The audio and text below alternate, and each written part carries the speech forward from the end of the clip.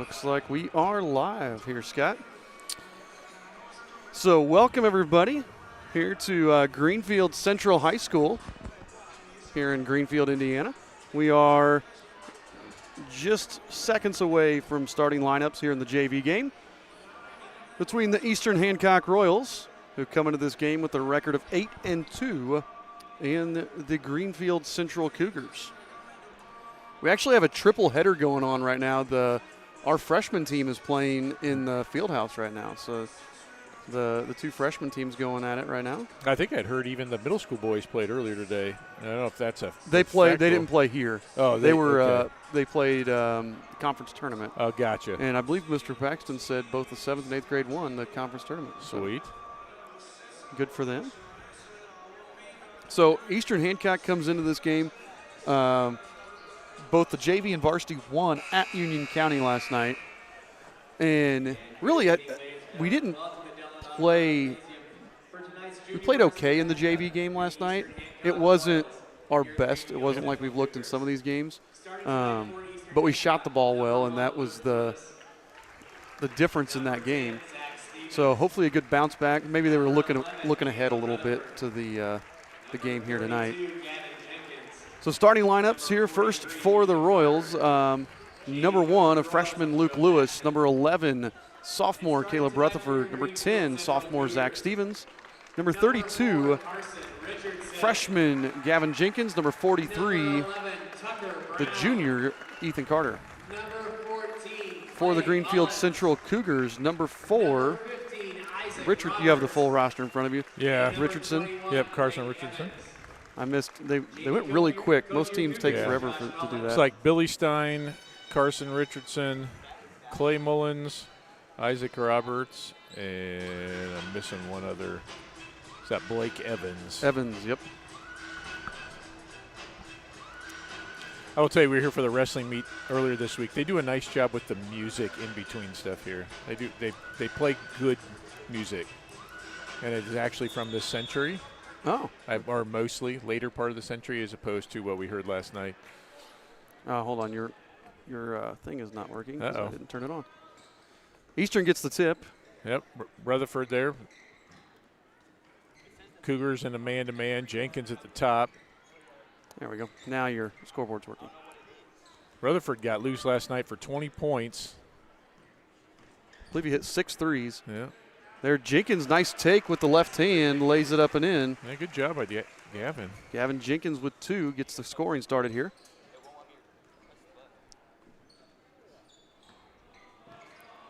It's Roberts. Drive there by Richardson. He lays it up, no good. Pulled down by Lewis. Lewis is going to walk it up again. Over here to Jenkins, over to Carter up top. Oh, he had Gavin if he hit him on that cut. Yeah, I think it probably got a little gun shy. Ooh, dangerous pass, but Gavin pulls it down. Drives again hard, gets it over to Carter. Turnaround jumper by Ethan Carter, no good, and pulled down there by Evans. 3 on the way, in and out. Jenkins with the rebound. That was Roberts with the 3. Yeah, this looks to be an aggressive JV team for the Cougars tonight. I mean, hopefully we can take advantage of some of that with them overplaying. And steal there, turnover there by Carter. That is Evans with it. The jerseys from a distance are hard to see. White numbers for the Cougars with white jerseys with yellow numbers. When on the other side of the court, it's a little difficult to see. Yes, it is. Drive there by Mullins. Kicks over here to Richardson. It's a back up top. The wrong Mullins marked as a starter. Yeah, it should be Clay. Good take. Yeah. And there's Evans. He got Ethan way out from the basket, and that was. And that's Ethan's biggest struggle when he has to play out on the perimeter. Yeah. Ethan more the traditional center, the old school kind of in the paint guy. That trap gave us fits there. So there's Evans with it. Do we have 11? 11's not on my roster. Yeah. No, I circled Billy Stein, but that's not right. Yeah, we do not have an 11. They don't have an 11. That's what I'm saying. He takes it in, he puts it up, and he travels with it. I'm trying to figure out who that is. Yeah, I'm not sure why I circled Stein. I'm going to send somebody to find out real quick. That's fine. So Eastern Hancock ball as we try to figure out who everybody is. Please, he's not on the roster. Zach Stevens. Ask somebody at the scores table or. Nice swinging around here to Rutherford. Like they know what's going on. Get over Lewis, nearly lost the handle on it. Does lose it. Hold on, they're going to say his name if he makes it. That is Brown, who's not on our roster. Brown, all right. We just sent somebody on a Tucker tour. Brown, that's what it is. There we go.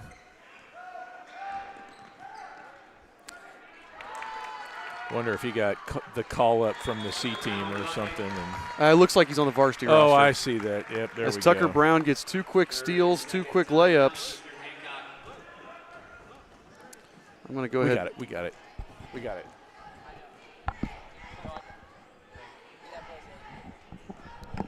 Sorry, I went and checked on names, but nobody said, hey, there's a couple kids that aren't on the roster. Yeah. So we got him. He was listed as 23 on the varsity roster. So I was just informed that Eli Manship plays AAU with him.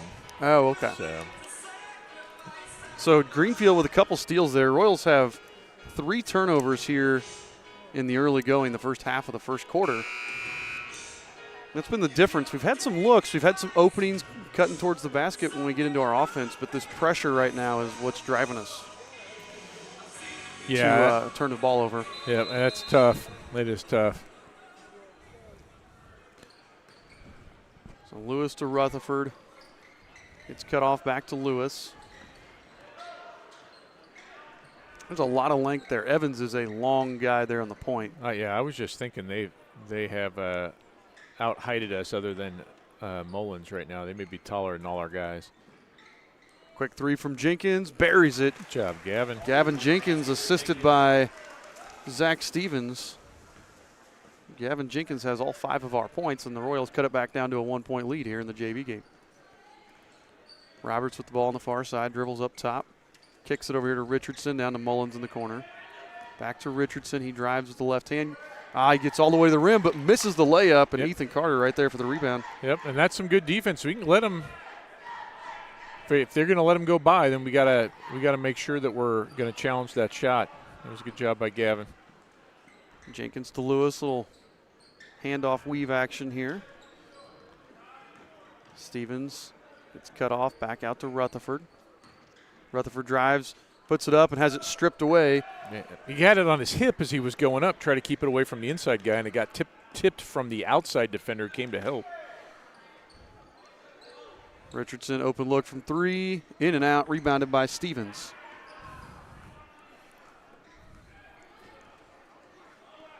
And again, that's where Richardson's pulling Carter out there. He's just doesn't move quite as well out there as he does inside. No. Jenkins gets the corner, lays it up, no good. Carter with the offensive board, kicks out to Lewis. His 3 banks in. Luke Lewis, assisted by Ethan Carter. The Royals back on top by 2. It's a good shot from Luke. Doesn't shoot a whole lot. No, he doesn't. Richardson's going to pull the trigger. No. Jenkins with another rebound. And then Jenkins goes to throw it to Rutherford. Rutherford and Richardson collide. Let's see the replay on that one. Yeah, that should be a foul, and they called it out of bounds. And only because Richardson drops his shoulder and just drills him. And that would be a blindside block. Yeah. You get a 15-yard personal foul. Although if Richardson hadn't done anything, I think it would have just gone out of bounds because Rutherford wasn't looking for the ball. Yeah, Caleb, it was unnecessary. Evans is swinging around. There's Brown for the 3. No. Rebounded, tipped out, and Rutherford comes down with it. And Coach Paxton switched to a 2-3 there and challenged them to hit from the outside. So again, Royals lead by 2 here as the first quarter winds down and Rutherford dribbles off his foot. That's our 5th turnover, and we're leading by 2. I think Caleb's he's trying really hard. He grew up playing against these kids and some different things, and you want to show out. You're kind of in your hometown, next to your hometown a little bit, and well, I think right now he's trying to do a little too much. Yep. Settle down. We know he can play. 3 by Evans, no. Tipped out, and Lewis with the rebound. Right now, Coach Paxton's zone doing its job. Absolutely. They've yet to hit a 3. Carter up top, hands off to Rutherford. Nearly went over and back, and then we're going to finally get a foul call. First foul of the game. That went on Isaac Roberts. Brennan Trueblood, Elijah Eden check in for the Royals. Carter and Stevens will come out. Yeah, that's Roberts just been hounding Caleb. Eden to inbound. Finds Jenkins, has it tipped out of bounds. Stay here with Eastern Hancock. I don't think this is a crew that's going to call a lot of fouls, though. So no, we've had these guys a lot. They're going to let them play. Probably a good thing we didn't have them last night in the varsity game. Yes. Because Union County was a physical team, and Gavin lost it. Oh, but they're going to say it was out off of Brown, so stays here. Because that was a physical team against the Union County Patriots, and they got in foul trouble, and that really helped us. Jenkins with it. Gets it stolen away. Brown with the half-court heave. A couple seconds before the buzzer, but I think he just knew there wasn't a whole lot of time. But Eastern Hancock with the 2-point lead here at the end of the first quarter, really impressive considering we have 6 turnovers. So they're playing well. Our defense is holding, and really of those 6 points that they scored, 2 of them were on steals and fast break layups. Yeah, when we've shot, it's been pretty good. We just haven't had a lot of shots. I'll also be curious what our rebound stats are. We've done a nice job on the defensive end. I have us with 8 rebounds already. Yeah, sounds about right. Doing a good job on the boards. And we had a key offensive rebound from Ethan Carter to throw the ball out to Luke Lewis. It got us that lead on a 3. Trying to get our color right. Our camera coloration was not quite right, and we're trying to dial it in, make it look more like it does here in the gym. It was really dark when we first got here. So again, Eastern Hancock, 2-point lead here. I'd be really happy with the way we've played. Like you said, our rebounding's been really nice. 8 rebounds there in the quarter. Not much to complain about. No.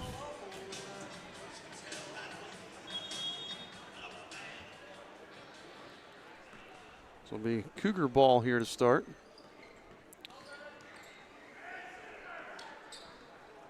Quick 3 there, and Roberts buries the 3, just as we talked about how our defense was holding them out. And that's going to give the Cougars the lead again. And this is where it's been hard because when they get that made basket, then they can set up their pressure. Although Miles breaks it, kicks it out to Gavin Jenkins. 3 on the way. No. Rebound fought for, and Miles comes away with it.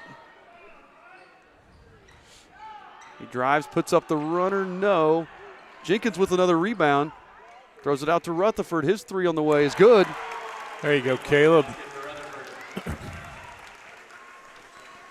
Eastern back on top, 11-9 after a couple of offensive rebounds there.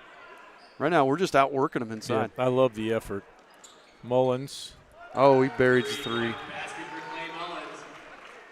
And timeout, Cougars. We're going to take a sec and hear from our sponsors.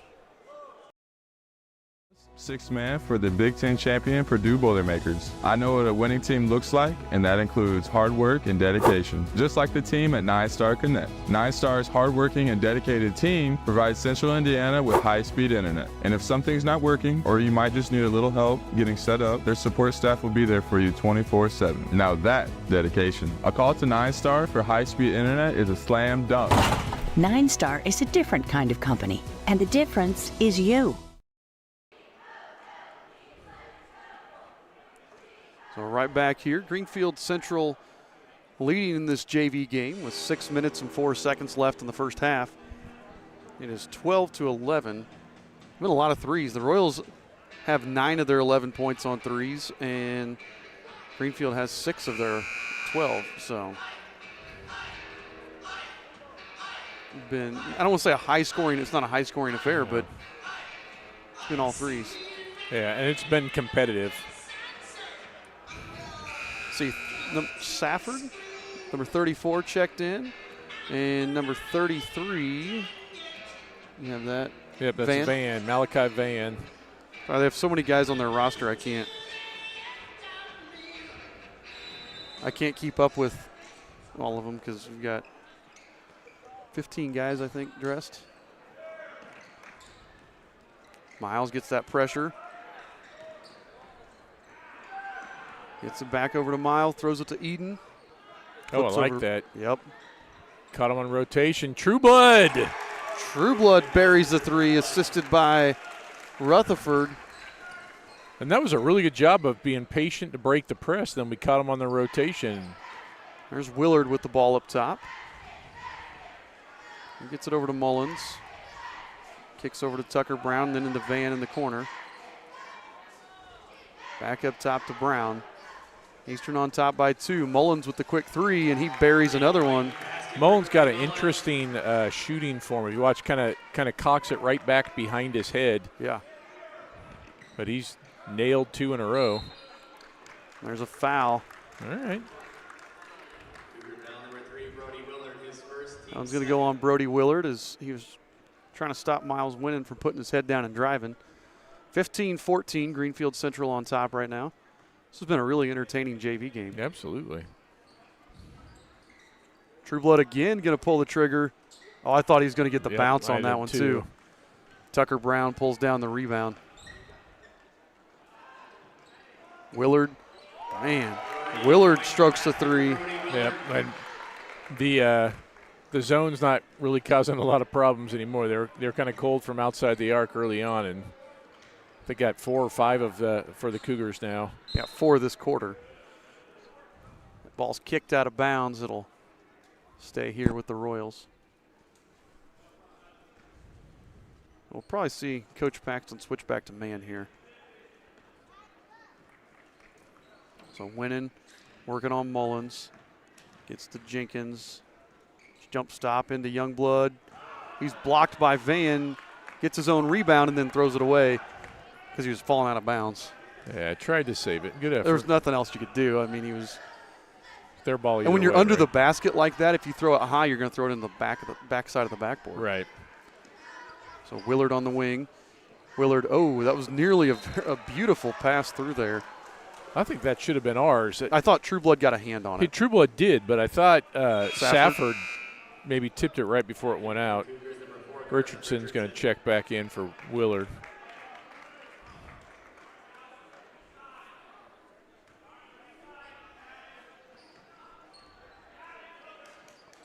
Can't find anybody to get it in. Finally, they throw it deep to Van. And get it over to Tucker Brown. 4 minutes to go here in the first half. Brown looking for the pick and roll, but kicks to Mullins instead, and Mullins drills another 3, his 3rd of the quarter. We're not even halfway through this quarter. Yeah, he's caught fire. Big E getting ready to check back in, as well as Zach Stevens for the Royals. And it's not like some of the teams we've played, they've had a guy and you can just help him. But Roberts has hit a 3, Willard's hit a 3. So you can't just leave to no help off of him. Van got a piece of that one, and it's pulled down there by Richardson. Throw it back up to Van. Good hustle by, oh, man. Great hustle by Trueblood. That was. Nearly gets the steal. I love that because Trueblood wasn't even in the picture. Nope. He's the last guy right there and out sprints everybody else. Great job by Brennan Trueblood. Nearly pulled off a great steal. Coach Klink might actually remember his name after a play like that. Doubtful. Tucker Brown over here to Richardson again. Swings it over to Mullins. Now Lewis is saying, you're not going to get anything closer than the volleyball line. Mullins drives in, can't finish the layup. Carter with the rebound, and he's going to be fouled. That's Freeman who just checked in that picked up the foul. I think he was just too close. Yeah. Clay Mullins, the 2-foot shot, too close inside his range. So Roberts will check in for Mullins, give him a break, which I'm okay with right now. Yeah, absolutely. Lewis gets it to Carter. Be strong, Ethan. Okay. Ethan was actually doing a pretty good job there, but I think Coach Paxton wasn't liking what he was seeing. Yeah, he saw that double come with Ethan kind of pinned like exactly where he wanted him in that corner just across half court line. And Ethan actually spun out and made a good pass. But Coach Paxton trying to help his guys out.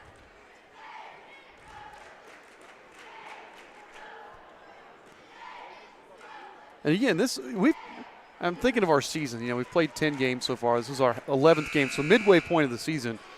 And New Pal had a pretty good JV team, but that was so early in the year. You wonder how many of those New Pal guys were football guys that hadn't really been in the flow of things yet. And you know, our only football guys on JV, Carter, Trueblood, and Eden. Yep. You know, we really haven't been tested like this in a while, although Wapahani had a really good team. But it's probably been back since Northeastern that we've played a strong team. Yeah, in our conference, to have a strong JV team is rare, except for some of those powers like Wapahani, who every year has a good team. Because we've seen some teams that are talented, but the strength to be able to play defense this tight is what's the difference I'm seeing right now for us. So Roberts now with the ball, gets the screen from Evans. Tries to get around Rutherford. Caleb does a nice job staying, keeping him from getting to the basket. Freeman kicks back over to Evans. Evans is going to drive back to Freeman. He finds Richardson. They're going to get it back up top and reset the offense. 2 minutes and 15 seconds left here. Drive gets cut off. They go back out to Roberts, and he shuffles the feet. Good defensive set there. Let's see if we can take advantage of this turnover now and close this lead down just a little bit. We've kind of been stuck on this 21-14 score for about 2 minutes now. Yeah. We haven't got a real good shot. Not since that True Blood 3. Yep. Although right here, Stevens gets it, and Cougars do a decent job of getting back on D and not letting us have anything clean in that transition. I'd like to see us try to work into Carter here. Bad pass by Lewis, stolen away. Tucker Brown's going to lay it up. He's got his 6th point of the game. Another turnover by Lewis. Kicks it over to Mullins, 3 on the way. Perfect. His 4th 3 of the quarter. That's our 10th turnover of the game. Yeah, that sounds about right. We're struggling with this press now. We did all right with it at first.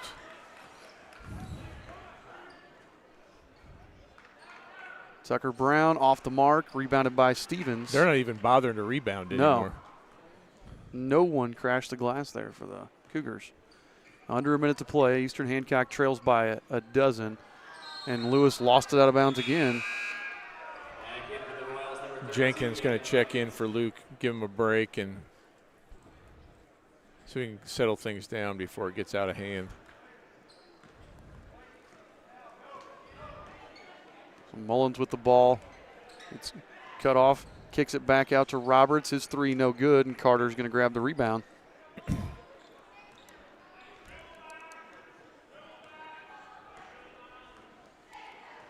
So they've missed the last couple here, but they have been on fire. They've only hit 1-2 this quarter. Yeah. And they've scored 20 points. Stevens up top, 25 seconds. Working on Mullins. Nearly got the corner, and he traveled with it. Kind of wondering what the between quarter speech was there on the Cougars bench, because they've been a different team this quarter. Yeah, their defense has been much more.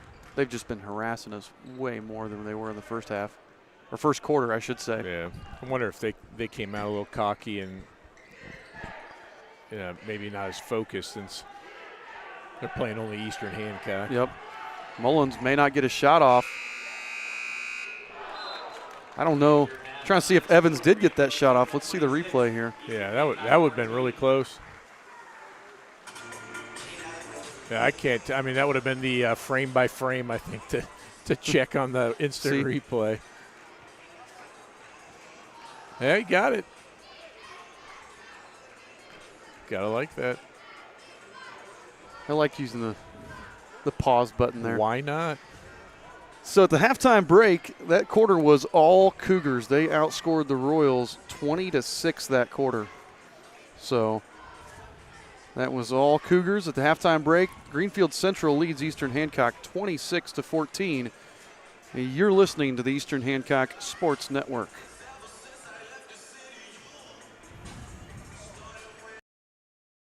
That sparkling clean shine it deserves. Look no further than Dave's Express Care Car Wash. Conveniently located at 1749 West Main Street in Greenfield, Dave's Express is your family-owned and operated car wash destination. Choose from our wide range of wash packages. And while your car gets pampered, you can indulge your taste buds at Dave's Express Grill. Have a bite of the world-famous Super Tenderloin Sandwich. Dave's Express Care Car Wash, where exceptional service meets unbeatable value. Experience the difference today.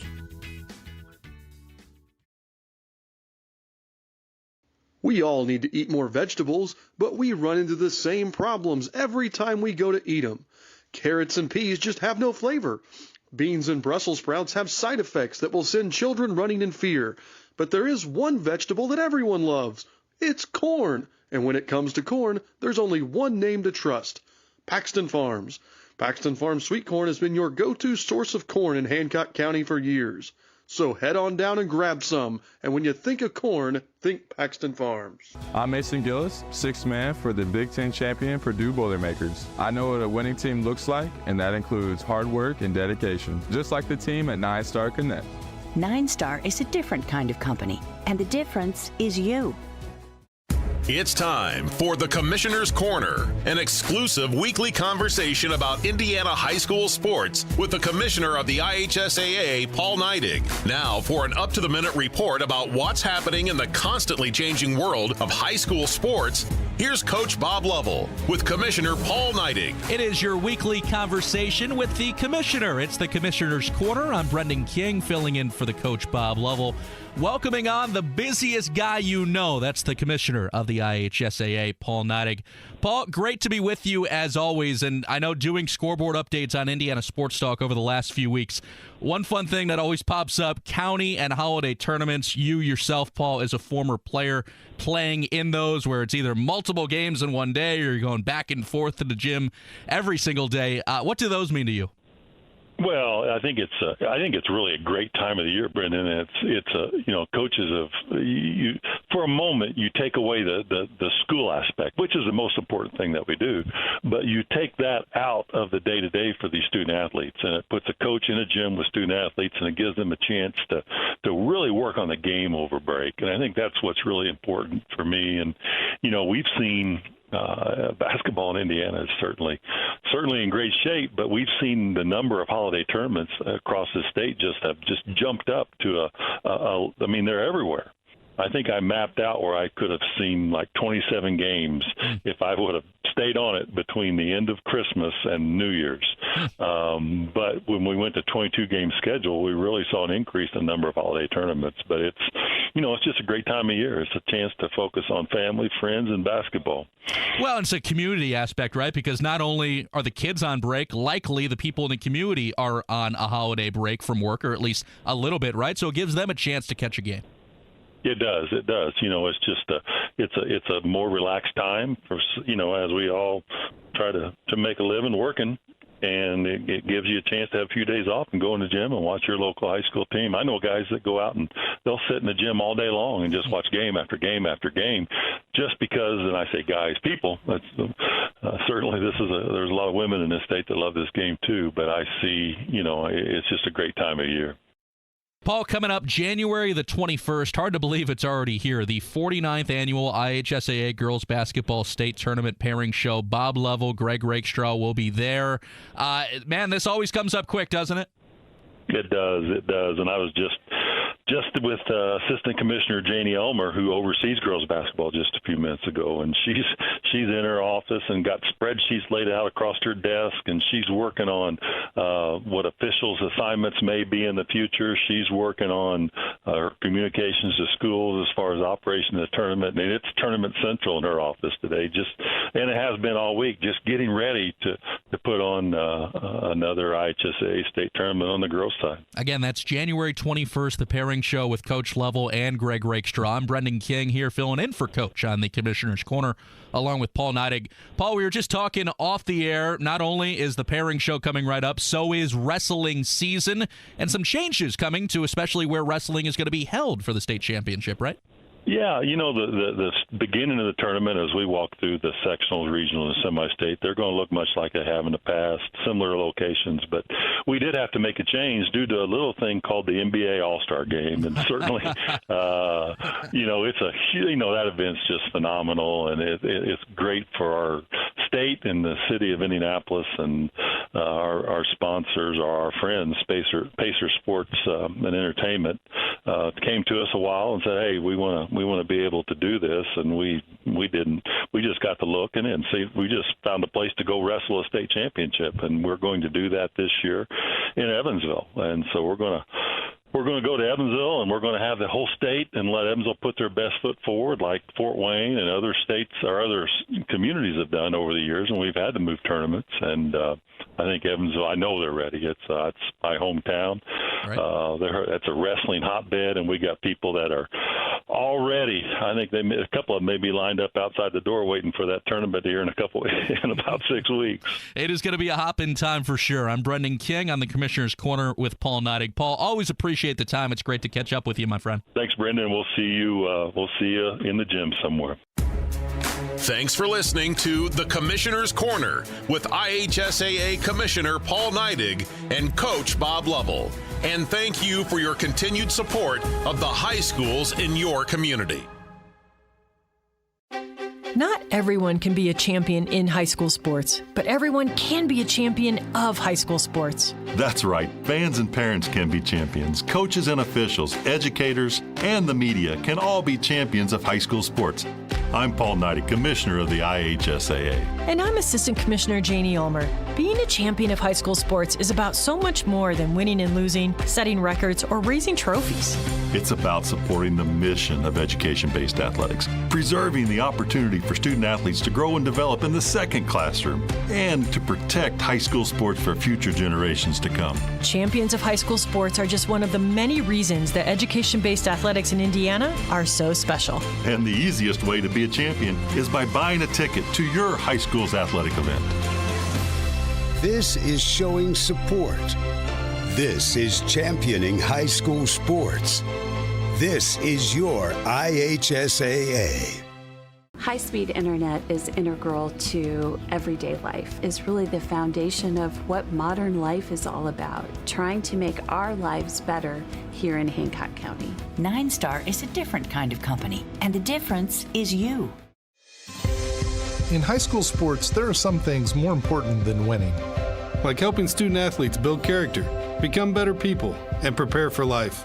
I'm Brian Lewis. And I'm Chris Kaufman. We're both Assistant Commissioners of the IHSAA. And we believe the purpose of high school sports is much greater than what the scoreboard says. It's about teaching. It's about growth. It's about developing the whole person, not just the athlete. That's our number one priority. Every sport, every student athlete, every day. Let's champion what we believe in. Like learning, like character, like integrity. If you support the mission of high school sports and the life lessons they teach, then buy a ticket to your high school's athletic events. Join us in being a champion of high school sports. This is what we do. This is what we believe. This is your IHSAA. Where does everyone come together to cheer as one, to build traditions, to show pride? High school sports. I'm Robert Falkins. And I'm Janie Ulmer. We're both assistant commissioners of the Indiana High School Athletic Association, and we love how high school sports play a key role in the life of every member of a school community. That's because high school sports are a special place where everyone shows up to have the team's back. It's amazing to see the whole community, students and parents, coaches and teachers, come together at the school to cheer on their student athletes. Celebrating high school sports unites us all, and that experience is essential to the pride and passion of an entire community. Be a champion of high school sports by buying a ticket. All right, folks, we're back here getting ready to start the third quarter of this JV game. It was a really balanced first quarter. It was 8-6 in favor of Eastern Hancock, and then Greenfield-Central hit 6 threes in the second quarter there to score 20 points in the quarter. And we piled that on. We wound up with 13 turnovers in the first half. Yeah. So that combination put us in a deficit here of 12 points going into the second half. Yeah, Clay Mullins decided he was going to shoot last quarter. I don't think he took a shot in the first quarter. Carter's going to take it in. Runner from Ethan Carter, no good. Pulled down there by Evans. They push the pace up to Brown. Back to Mullins and swing it over to Roberts. Roberts gets the switch. Kick it up here to Evans, then over to Mullins. We switched Gavin Jenkins over onto Mullins now, too. A little bit more size maybe to get in his face on those threes. Yeah, Clay's not real big. There's Richardson with it. Gets it over to Roberts and back to Mullins. They back it back out. They're being real patient here. Tucker Brown with the ball. Brown loses the handle but regains it way over here on the left side by the sideline. Back up to Mullins. Kicks it over here to Richardson. Now they're being really patient. This is nearly a 1 minute possession at this point. It's a little bit of like work on your offense here. So Roberts pulls the trigger. That's typically when you have a minute-long possession. That's probably not the shot you were thinking about, but he drills it anyway. They've got to be shooting incredibly high from three-point range. Yes. I had them unofficially at 60% in the first half. Carter up top with it. Over to Jenkins. Back inside to Carter, out to Rutherford. Pulls the trigger. Caleb Rutherford hits his second three of the game, assisted by Carter. Yeah, and Caleb's he's not getting shots tonight. No. And that's, last night we said he scored 20. He's hit 2 threes. He's just not getting them like he normally does. And Gavin got a piece of that. Mullins able to recover. Royals trail by a dozen here. Richardson drives, puts up 2 strong, and Carter with the rebound. I'll live with those drives. They've not been super successful at converting that. Get off balance a little bit. Yeah, their finishes just haven't been there. Rutherford being hounded by Roberts, gets it into Jenkins. Jenkins, that was a really smooth play by Evans to block it and save it there. Yeah, and that was one on that side of the basket. If Jenkins a lefty, if he'd been a right-hander, he could have taken it up real early. He had to change, kind of pivot back into the paint and allowed the defense to recover. Evans buries a 3, his first 3 of the game. What do they have, 8 or 9, something like that? They've hit 8 threes, and 8 of their last 9 makes have been threes. Jenkins pulls up, deep 2, no, rebounded by Mullins. So 8 of their last 9 baskets have been threes. Yeah, there's going to be there's a little bumping going on with Carter and Evans, and I think Evans may end up getting a foul because Ethan's not a retaliating kind of kid. No, and he's gonna play hard. And Evans went down earlier, and he's coming back. It'll be bear watching. Rutherford deep 3, buries it. Yep. We like to see that. See Caleb start heating up. Again, I don't know. He just kind of pulled up and said, You got to come out further to guard me.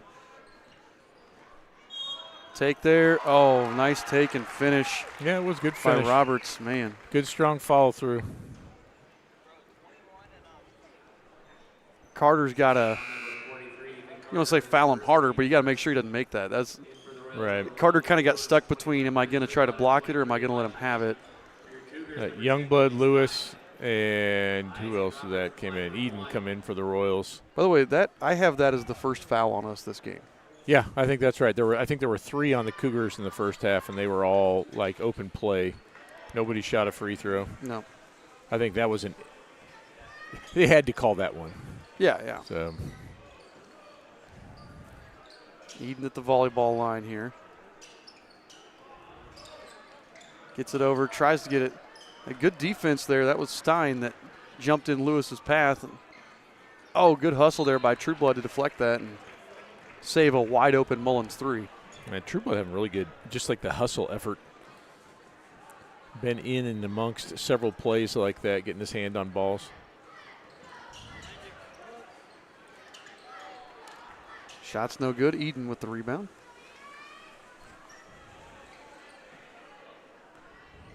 I've got everybody who's played has gotten a rebound now for us. That is one aspect of our game tonight that has been pretty good. As Stevens is no good there, rebounded by Roberts.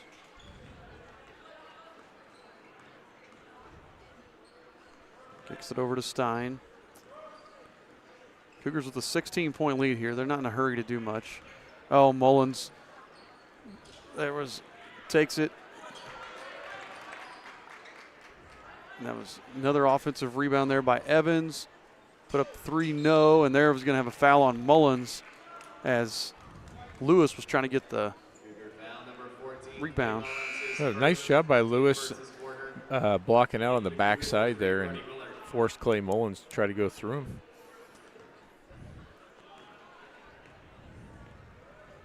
So under 2 minutes to play here in the third. Royals trail by 16. Another deflected pass there. We have not been crisp on our passes. We're throwing passes that again, we talked about the physicality, the strength of this team. I don't mean strength as in talent. I mean strength as in physical strength. They're chasing us around and they're being physical on defense. And most teams aren't strong enough to play us quite like that. No, this is not a TEC team that we're playing tonight. Or an MEC team or, that we're used to playing here. Yeah, we're talking about a state-ranked 4A basketball team. And even at the JV level, if your varsity's that good, your JV is going to be pretty good as well. Right.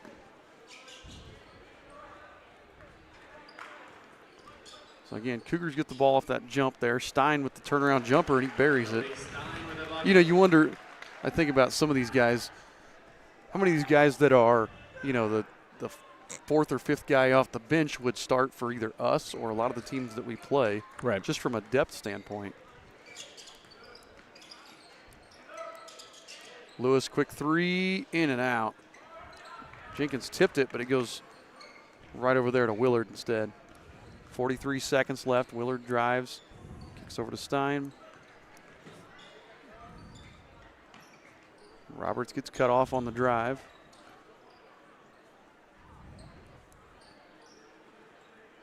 They pull it back out, and they're going to probably hold for the last shot now. That's under 25 seconds. No, they're not. Evans going to pull the trigger, and Trueblood's going to grab the rebound. They hold for a minute to start the quarter rather than at the end. Yeah, that was interesting. Lewis to Stevens. Stevens drives, runner. Nice, Zach. Nice roll. Zach Stevens gets his first basket of the game. Buzzer beater, no good from Evans, and that'll do it for the end of the third quarter. The score, Greenfield 38, Eastern Hancock 22. You're watching the Eastern Hancock Sports Network. Yeah, I am. Are you going for prom royalty? Yeah, I'm going to try and win this year. Yeah, I'm super excited. Reagan, look out!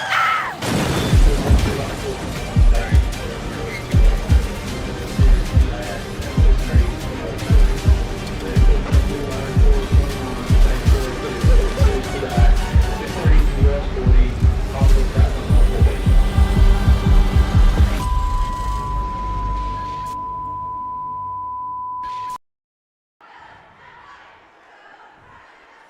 talking about the strength of the team that we're playing here, one thing I love is that for several years we didn't play any of our county rivals. Mm-hmm. And we always heard people say, well, they're bigger schools. Hey, this is going to be a great crowd, great atmosphere for both schools tonight. And secondly, you got to play good teams to make yourself better and prepare for tough teams that you're going to see in the tournament. And so I'm very excited, I was very excited when we re-added, New Pal and Greenfield.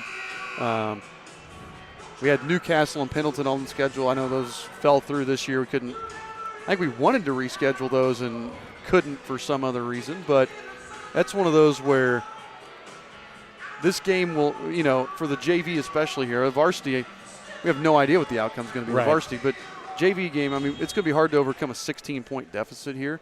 But this game is going to make us better moving forward. Absolutely.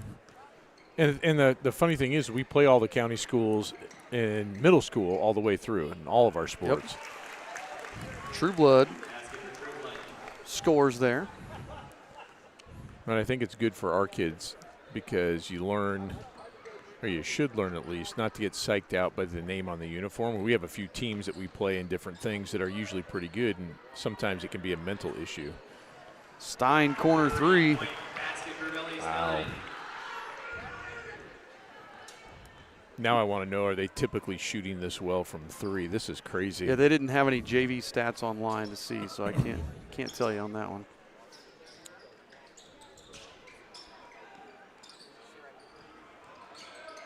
Well, especially if you think about it at the JV level, how many double-digit winning seasons has Coach Bechtel had in a row? Oh, yeah. And a lot of times, good job there. Was that winning? Winning got the rebound. I've had in a row that, a lot of times our opponents put together really tough varsity teams, but sometimes some of the smaller schools on our schedule, they're probably thinking the same thing we are about Greenfield of, hey, I'd love to have that kid that's coming off the bench. He would start for us. Yep. When I was looking at some of the teams, Union Modoc have 83 kids in their school. Some of the teams we play. Nice job by True Blood. Modoc needs to recruit some of their online students to come play basketball. I don't think most of them live nearby. I don't think there's a lot of Wayne County and Randolph County students that are doing that. So they tell you what, they're better this year. I think they've already got 3 or 4 wins. Nice. So it's good for them. Willard hits that shot. Yeah. The thing with Union Modoc, though, is they kid Champ something or other that was like their really good player. It was like the perfect name for Champ Ellis, I think. Yeah, for their that kid. That was one of the hardest working kids I've seen. He scored like 29 against us a couple of years ago. It was like a Disney show where you had one kid that was really talented and a bunch of kids who were playing so he could have a team. Yep. And for his name to be Champ was perfect because he was a really nice player.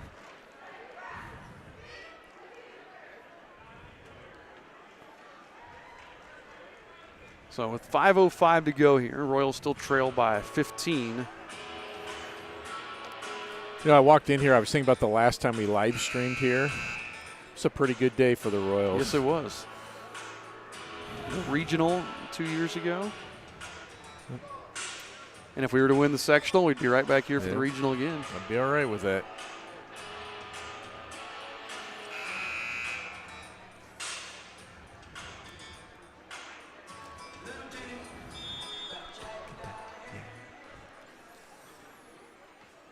Lewis going to bring the ball up for the Royals. It's like the Cougars getting ready to. Well, they did have 5 guys stand up and get ready to go in, but they changed it. Lewis, quick trigger. That's his second 3. Yes, it is. Like, we're keeping it respectable. You don't want to just sub everybody. No, we're playing hard. It's just it's hard to overcome when a team that has shot the ball this well from 3. And we haven't gotten anything easy. No, that third quarter, the turnovers came fast and furious there at the beginning. Yep. Rebound for Winnan. If he looks up, I think he had True Blood. Rutherford's going to pull the trigger, and he buries another one. It's his fourth. Yes, it is. Cuts the lead back down to 9. Yep, under double digits. We've got a little over 4 minutes to go here in the fourth quarter. Royals not giving up the fight. We talked about the Cougars shooting, but our shooting's been pretty good as well. Let's see our official numbers here. We are 8 of 12 from 3. All right. So that's not too shabby, 75%. That is not shabby at all. So I think if Coach Paxton has a complaint, it would be that ball handling. Yep. Yeah, we are right now. We are 8 of 12, and they are. We got them at 9 of 21, 9 of 22 now. All right. Not shot quite as well here. So our three-point shooting keeping us in it. Let's keep hitting them and see if we can get a little bit closer here.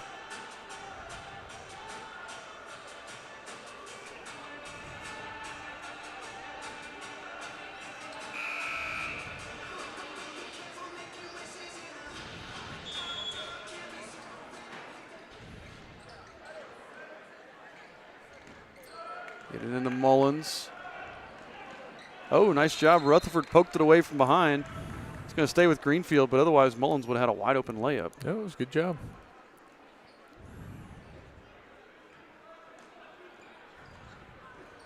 .4:11 on the clock. Roberts finally gets it into Richardson. He's going to come out and force the officials to count. Roberts over to Mullins. Now we've really turned up the defensive intensity here. Well, it's more like how we played the first quarter. Yes, it is. The dump down to Safford. Yeah, that was a good pass. Yes, it was.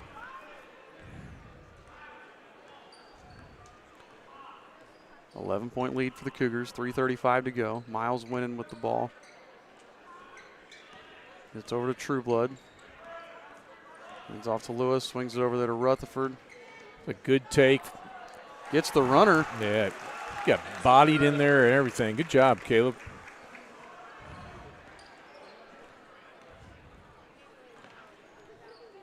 Again, still a single-digit lead again, 3:09 to go.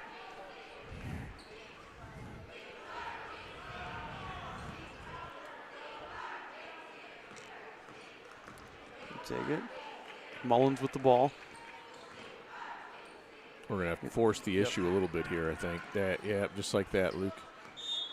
And Coach Paxton was saying we got a foul because we don't have any fouls this quarter. You don't want to wait and to get to the bonus. So Caleb Rutherford with that foul there.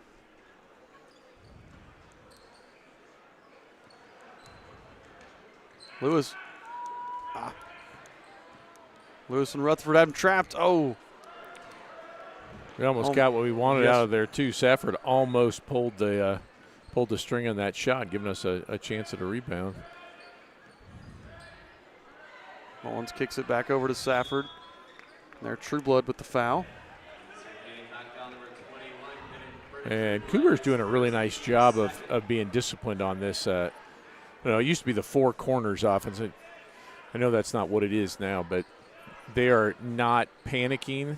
They're doing a good job of waiting for the double team to come and then passing out of it or taking the foul. Well, they're doing a nice job of their floor spacing. Yeah. A lot of teams will dribble towards somebody and wind up with two guys in the same spot.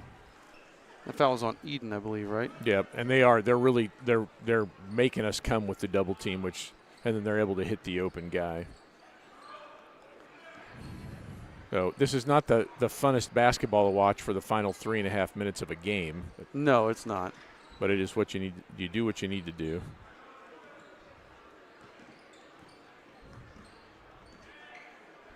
Yeah, if I'm the one up 9, this is how I'm playing. Yep, absolutely. Lewis with the foul. It's a force, so now the Cougars will be in the bonus. I think we have as many fouls in the last minute and a half than we did the whole game up to that point. Yep. So the next foul will be free throws. And there's a timeout because Richardson couldn't find anybody to get the ball into, so we're going to take a quick break and hear from our friends at Dave's Express Care Car Wash.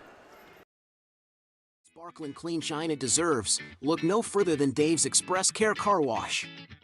Conveniently located at 1749 West Main Street in Greenfield, Dave's Express is your family-owned and operated car wash destination.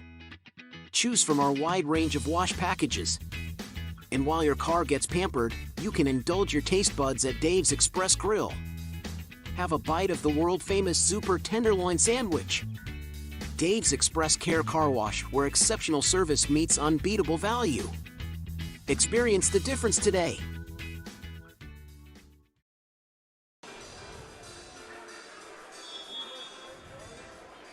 All right. Richardson gets it into Roberts. He gets trapped in the corner. Oh. Up top to Mullins. Over to Richardson in the corner. Back up top to Mullins. We're so get close. The foul there. Yeah. Oh, good job there by Jenkins, knocking that out of bounds. Minute and a half left. And we grabbed the kid's arm and couldn't get the foul called. Yep.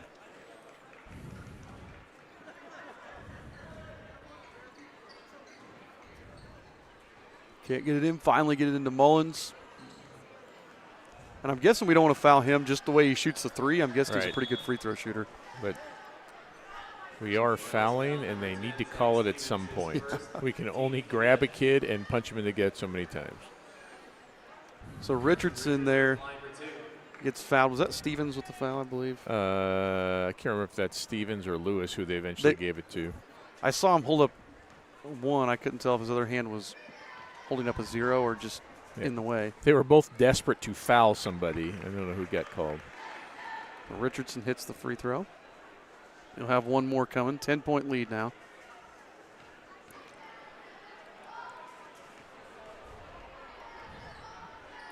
Second one's good. Only the third attempted free throw of the game. Lewis gets it to Winnan in the corner. Blocked by Safford. Out of bounds, but he'll stay here with Eastern Hancock.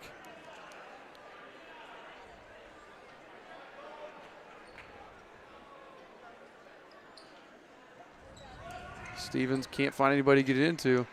Launches it deep, and Mullins just steals it away.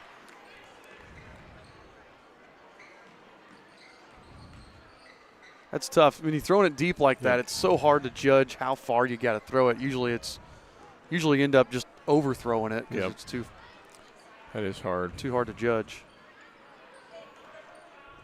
Backing it out. Let's see. I think Coach Paxton's just saying play great defense. Don't think he's telling him to foul anymore.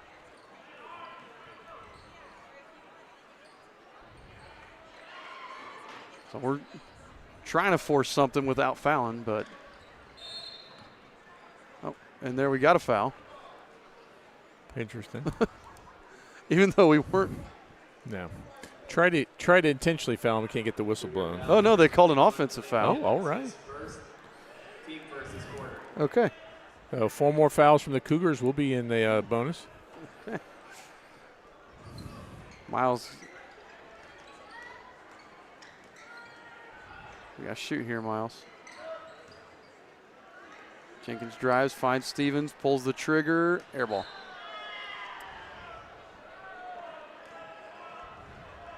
But you got to shoot quick there. Yeah, that's tough. He's trying to get the shot up, give us a chance. Collapse in. Find it over to Safford in the corner. He throws it back up top to Richardson. Over to Roberts, and they'll play a little two-man game here until we see the end of it here. And that'll do it. So the final score here in the JV game, the Greenfield-Central Cougars 47, the Eastern Hancock Royals 36. Kind of an anticlimactic fourth quarter. Yeah. That was a really kind of a up-tempo game, and then the fourth quarter, neither team really, we kind of came back, but a little bit anticlimactic there. Yeah, that was tough for us because we had that one stretch where Cougars were on fire from beyond the arc, and we kept turning the ball over. It let them expand the lead. I think got up to like 16, 17 points at one time, something like that. But we were able to close it down to 9 a couple times, kept the fight going, and then you're chasing and trying to foul when you got a crew that didn't want to call any fouls. It makes it hard to stop the clock and give yourself a chance to come back. So valiant effort from our kids, I thought. And then Rutherford ended up with what, 18, 19? 14. 14. So we had scoring for the Royals, Caleb Rutherford with 14, Brennan Trueblood with 7, Luke Lewis with 6, Gavin Jenkins with 5, and then Winnan and Stevens each had 2. All right. For the Cougars, Willard had 5, Richardson with 2, Stein had 5, Mullins had 12, all in the second quarter. Roberts had 10. Evans had 5. Brown had 6, and Safford had 2. So we're going to take a break, reset everything, and then we'll come back here in about 20 minutes with the varsity game between one of the best teams in 4A, the Greenfield-Central Cougars. We're going to see. We played pretty well against New Pal and pretty well against Wapahani, so we'll see what the Royals have in store. I think if anybody can draw up a good plan to slow down a high-scoring team like this, I think it's Coach Bechtel. Absolutely. So we'll see you in a little bit here, folks, and we'll be back with the varsity game momentarily. One thing I love about Nine Star is seeing how much this cooperative gives back to our community. They are always sponsoring and supporting our youth organizations. This is a huge part of our community and makes it a great place where we live. Encourage everybody to realize what an asset this Nine Star cooperative is. They give back and they have so much to offer. Nine Star is a different kind of company, and the difference is you. Discover the taste of summer at Paxton Farms Sweet Corn. Located just north of Maxwell, 2 miles west of State Road 9 on 600 North. Our sweet corn is handpicked, bringing sunshine to every bite. But that's not all. Capture picturesque memories in our fields of vibrant sunflowers, perfect for photos. Bring the joy of Paxton Farms Sweet Corn to your summer gatherings. Visit us today and experience the sweetness that keeps people coming back for more. Find us on Facebook, Paxton Farms Sweet Corn. Paxton Farms Sweet Corn, the sweetest taste of summer. Some people see a huddle in the locker room. We see a second classroom. Some see a student athlete on the court. We see a future leader in the community. You see, high school sports in Indiana are special. That's because they're about learning and growing, not just winning and losing. Fans, I'm Commissioner Paul Neidig. Support education-based athletics in Indiana by buying a ticket to your high school's next athletic event.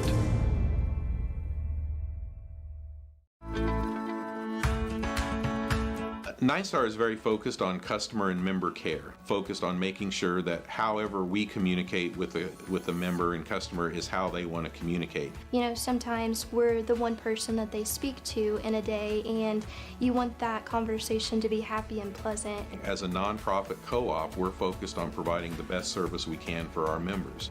Nine Star is a different kind of company, and the difference is you. Looking to give your car that sparkling clean shine it deserves? Look no further than Dave's Express Care Car Wash. Conveniently located at 1749 West Main Street in Greenfield, Dave's Express is your family-owned and operated car wash destination. Choose from our wide range of wash packages. And while your car gets pampered, you can indulge your taste buds at Dave's Express Grill. Have a bite of the world-famous Super Tenderloin Sandwich. Dave's Express Care Car Wash, where exceptional service meets unbeatable value. Experience the difference today. Some see a student athlete working on a shot. We see a powerful lesson in persistence. Some see a student preparing for success on an exam. We see a student athlete preparing for success in life. Proud to keep education in front of athletics since 1903. At Nine Star Connect, we're a different kind of utility. We're a nonprofit cooperative owned by our members. We have a local 24/7, 365 support center. At 9-Star Connect, we're a different kind of company, and the difference is you. Attention car owners. Has your vehicle seen better days?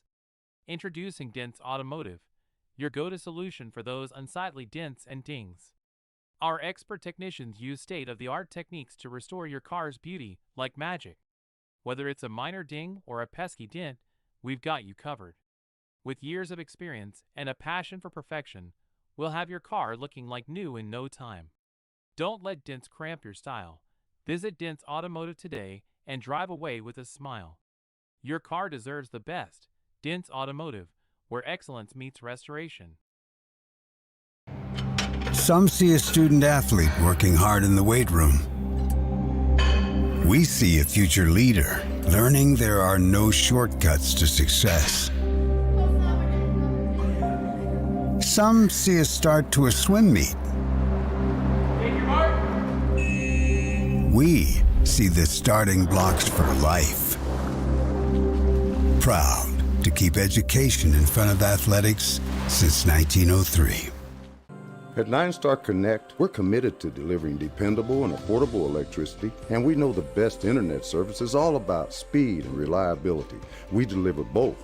At 9-Star Connect, we are a different kind of company, and the difference is you. Are you sure we should be driving? Yeah, I only had a little bit. Look out! Whoa!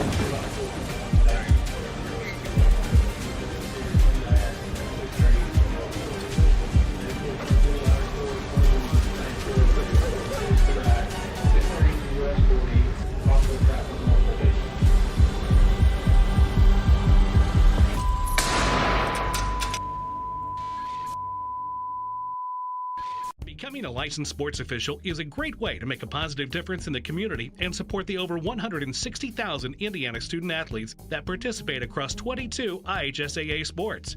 Sports officiating allows you to stay connected to the game, become a role model for our young student athletes, earn extra money, and support the patrons and communities of our IHSAA member schools. To learn more about becoming a licensed IHSAA official, log on to ihsaa.org/officials today.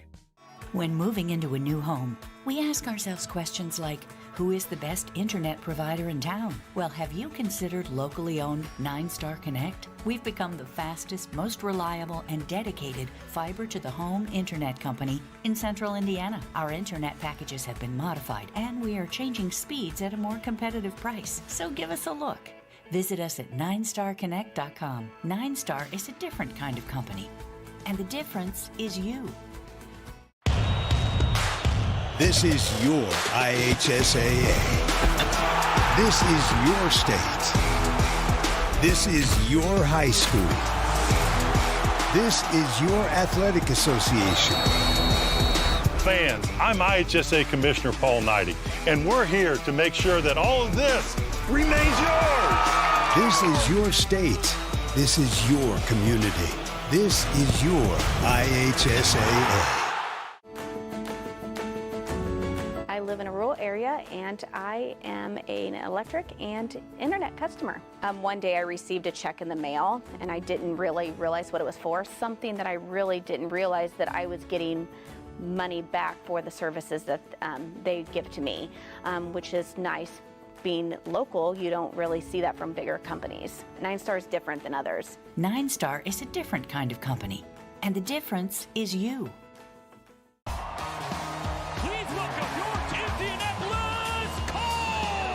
My philosophy is we're going to throw to score points in this league and run to win. Zach Moss to the 10. He's at the 5. Touchdown! Another big play for Josh Downs. And he's picked off by the Colts. Puts it outside. Down the far sideline. He's at the 30. And the Colts defense has come up with a stop. You come to Lucas Oil Stadium, you're in for a 60-minute just brawl. And it's going to be some exciting football.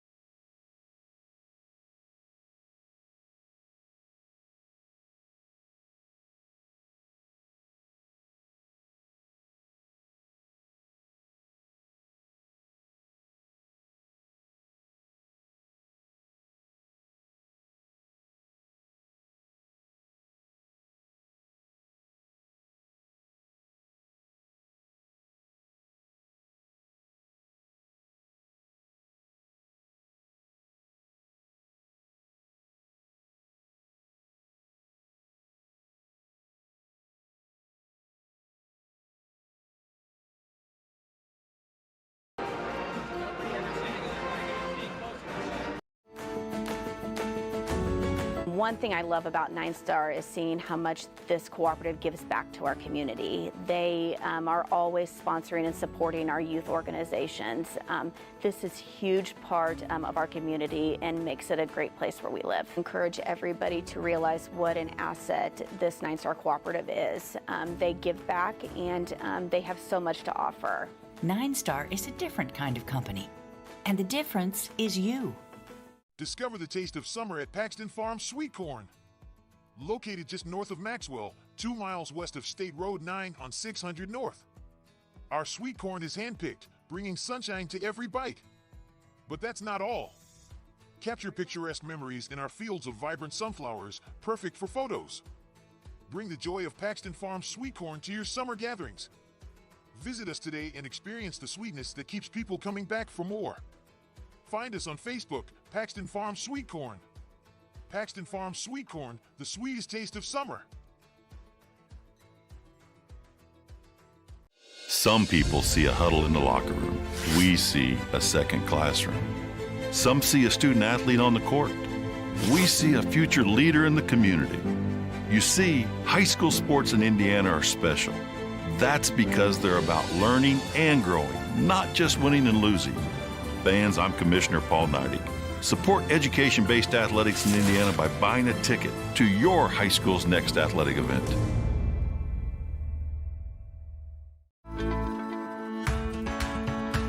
9-Star is very focused on customer and member care, focused on making sure that however we communicate with the member and customer is how they want to communicate. You know, sometimes we're the one person that they speak to in a day, and you want that conversation to be happy and pleasant. As a nonprofit co-op, we're focused on providing the best service we can for our members.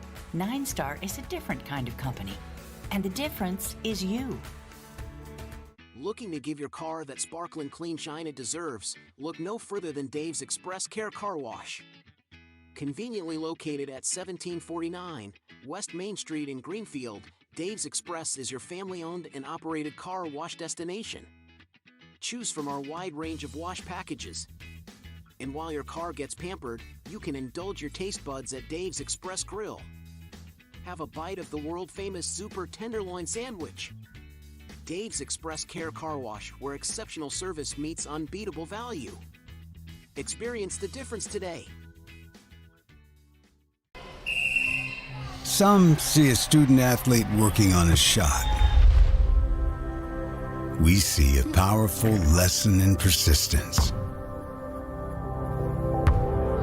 Some see a student preparing for success on an exam. We see a student athlete preparing for success in life. Proud to keep education in front of athletics since 1903. At 9-Star Connect, we're a different kind of utility. We're a nonprofit cooperative owned by our members. We have a local 24/7, 365 support center. At 9-Star Connect, we're a different kind of company, and the difference is you. Attention car owners. Has your vehicle seen better days? Introducing Dents Automotive, your go-to solution for those unsightly dents and dings. Our expert technicians use state-of-the-art techniques to restore your car's beauty like magic. Whether it's a minor ding or a pesky dent, we've got you covered. With years of experience and a passion for perfection, we'll have your car looking like new in no time. Don't let dents cramp your style. Visit Dents Automotive today and drive away with a smile. Your car deserves the best. Dents Automotive, where excellence meets restoration. Some see a student athlete working hard in the weight room. We see a future leader learning there are no shortcuts to success. Some see a start to a swim meet. We see the starting blocks for life. Proud to keep education in front of athletics since 1903. At 9-Star Connect, we're committed to delivering dependable and affordable electricity, and we know the best internet service is all about speed and reliability. We deliver both. At 9-Star Connect, we are a different kind of company, and the difference is you. Are you sure we should be driving? Yeah, I only had a little bit. Look out! Whoa!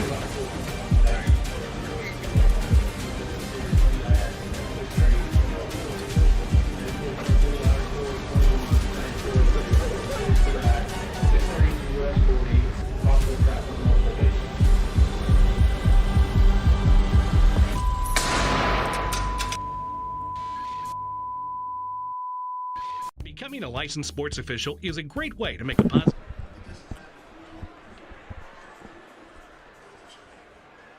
All right, folks. We are back here getting ready to start the varsity game between the Eastern Hancock Royals and the Greenfield-Central Cougars. We are about 5 minutes away from tip-off here. You're listening to the Dents Automotive pregame show. As we look at this game, these two teams both have been kind of trending in the right direction as of late. We'll start with the home team, the Greenfield-Central Cougars, coming to this game with a record of 12-0. They are 4-0 in HHC play, having defeated the Newcastle Trojans last night by 20. They're coached by Luke Meredith. Coach Meredith has 74 wins to 32 losses in his 5 years here at Greenfield. And they have some key wins this year over the New Pal Dragons and the Mount Vernon Marauders. They're averaging 63 points a game and giving up 44. The Eastern Hancock Royals coming to this game with a record of 5-5. They are 2-2 in Mid-Eastern Conference play, and they are coached by Mr. Brett Bechtel. Coach Bechtel is in his first year as the head coach after spending 20 as the JV coach here. We have some good wins over the Centerville Bulldogs, and that win just keeps looking better and better every day. A couple close losses to the Wapahani Raiders and Blackford Bruins. The Royals are averaging 53 points and giving up 49. Although we had an outburst last night, scored 75 season high last night against the Union County Patriots. A couple of things to note. This has been an incredibly competitive series over the last decade. In that time, these two teams have faced off 8 times, and they've alternated winners each time. So it's been a Eastern win, a Greenfield win, an Eastern win, a Greenfield win, going back and forth for the last 8 games. We have played the Greenfield-Central Cougars. This is the 51st meeting all time. Greenfield-Central holds a 37-13 lead. So a lot of our wins have come in that Aaron Spalding era in the last 25 years or so. And then we played some games before Greenfield consolidated with Hancock Central back in the 60s. We played both of those teams several times and had decent records against both. A couple things. Let's talk about one thing with the Cougars. Greenfield's Braylon Mullins is one of the top scorers in the state this season, and he's averaging 26 points a game. And the thing that's been mostly impressive with that is the consistency. He's only been held under 20 one time, and that was in a blowout win over Rushville, where he really didn't need to play very much. He's also currently the 4th leading scorer in the state according to Max Preps. So how well we can hold him down, I think, is going to be the determining outcome of this game. We saw last week the 5th leading scorer in the state, Isaac Andrews. We played him. We held him to under 20. He had 19, but a lot of those were on free throws late. If we can do something similar, this is going to be a really fun game tonight between these two teams. Yeah, I'm looking forward to it. It's 2 years ago, we were in the midst of one of our best runs ever with a really loaded team, and this team was young. I think they had Moles was the kind of the main upperclassman, and now roles kind of switched here, so should be a fun challenge for us. Well, this is still a young team. Only 2 seniors, Braden Robertson and Jake Hinton, the only seniors on this team. So this is still a very young team. So I know, I think I was telling you last night, a group of these juniors, when they were like 6th graders, won a national AAU tournament.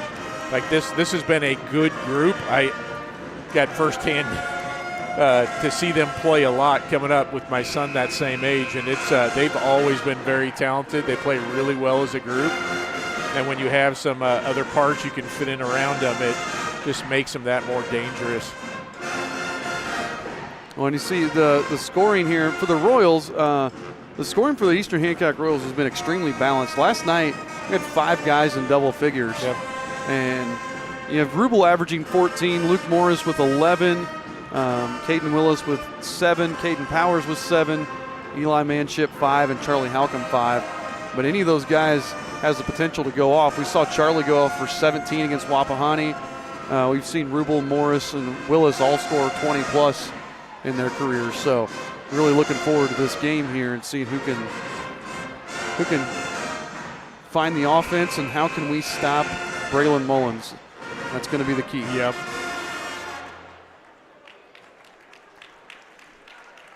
It's also Hall of Fame induction night for Greenfield, so people are still trickling in. It's going to be a really good crowd. Our side of the bleachers are actually seem to be way more packed in than the other side.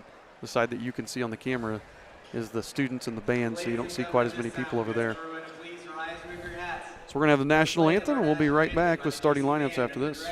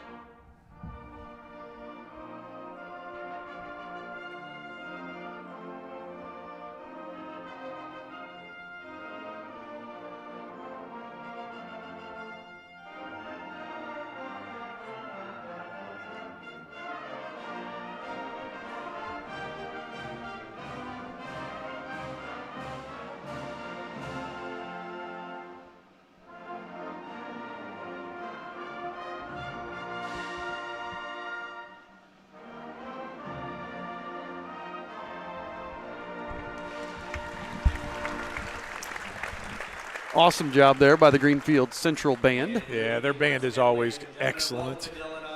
They've been into it already. You could tell it. They've been excited and loud. Starting tonight for Eastern Hancock. We got starters here. As we said, the Eastern Hancock Royals are coached by Brett Bechtel.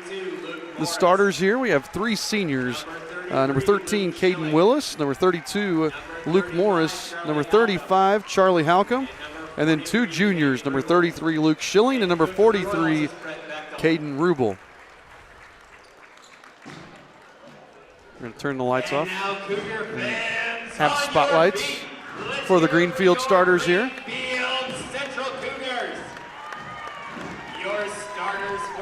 As we said, Luke Meredith is the coach of the Greenfield-Central Cougars in his 5th year here. The starters for the Cougars, number 3, the junior, Boston Willard. Another junior, number 24, the aforementioned Braden Mullins. We have the number 10, a 6'4 senior, Jake Hinton. Another forward, a 6'4 junior, number 32, Dallas Freeman. Then the other senior at the other forward position, number 33, senior Braden Robertson.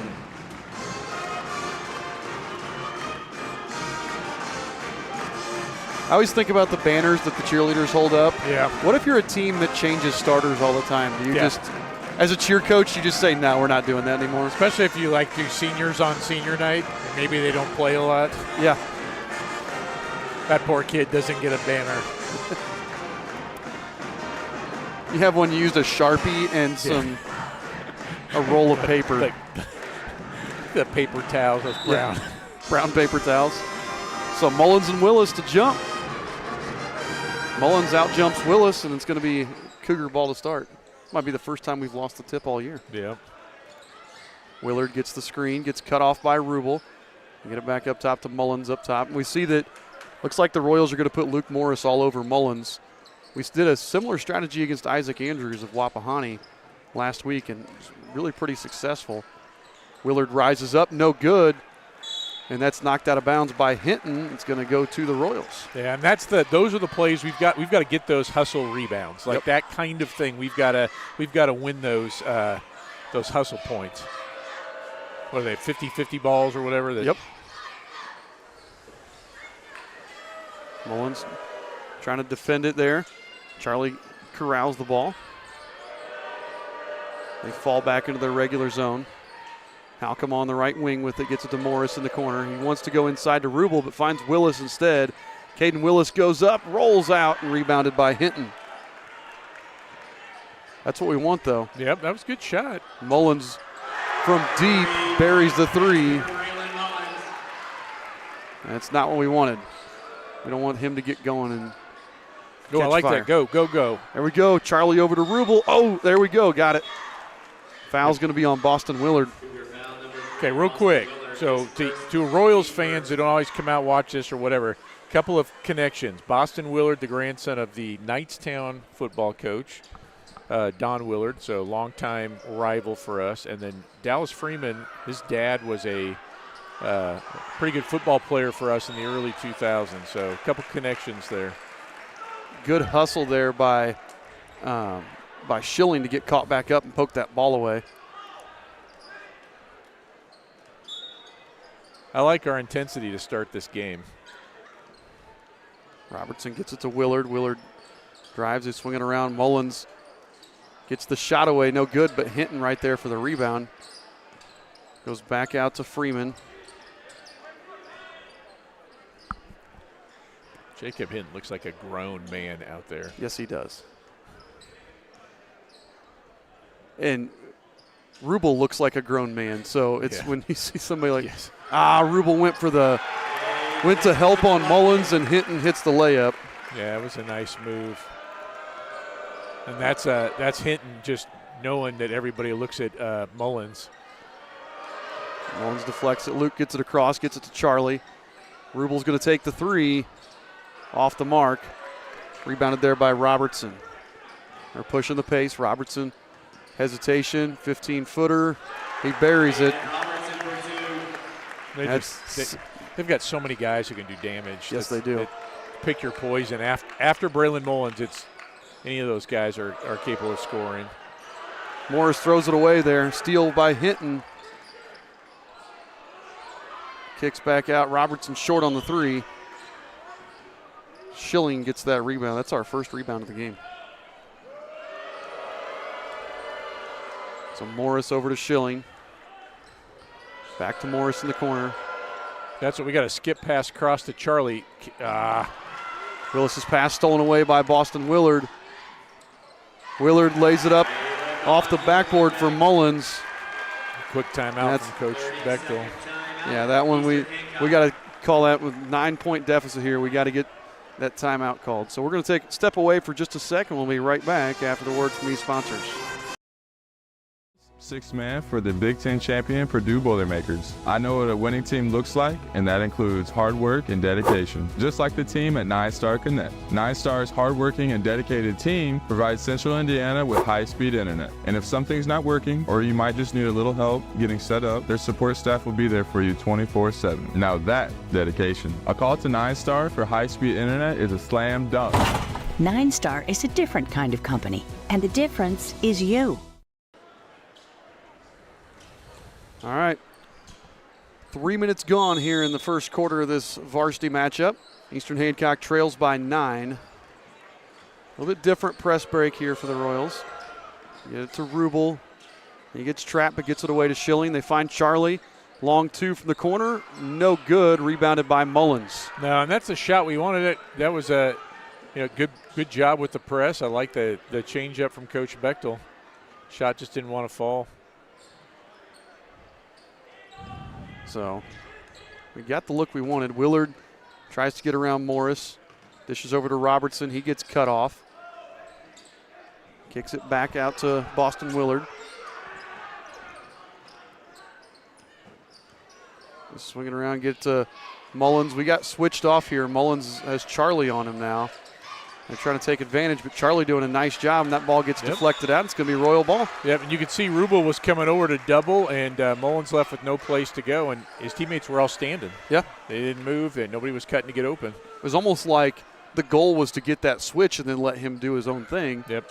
But Charlie did a nice job staying in front, so keeps the deficit at 9 right now. Just got to see the ball go in here. And they're going to start rolling. And they're playing a 3-2. We don't see that a lot. It's a little bit different kind of defense. Well, and you have the length up top is hard. Willis travels with it. It's our third turnover. The thing is, we're doing what we want to do. It's not it's not lack of preparation. It's not that we're getting shut down. Some self-inflicted errors, and ball won't go in on a couple of shots. On the other side, the Cougars have shot really well so far. Yeah. Mullins again pulls the trigger too hard. Schilling with another rebound.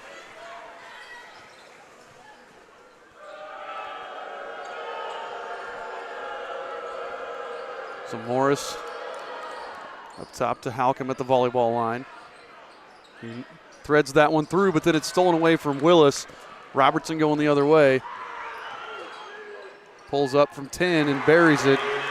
I think Willis was stunned that there was nobody in his face when he turned. We're so used to having that at the high post, somebody turning around. And last night they kept jumping at him, and that was opening up Rubel down low.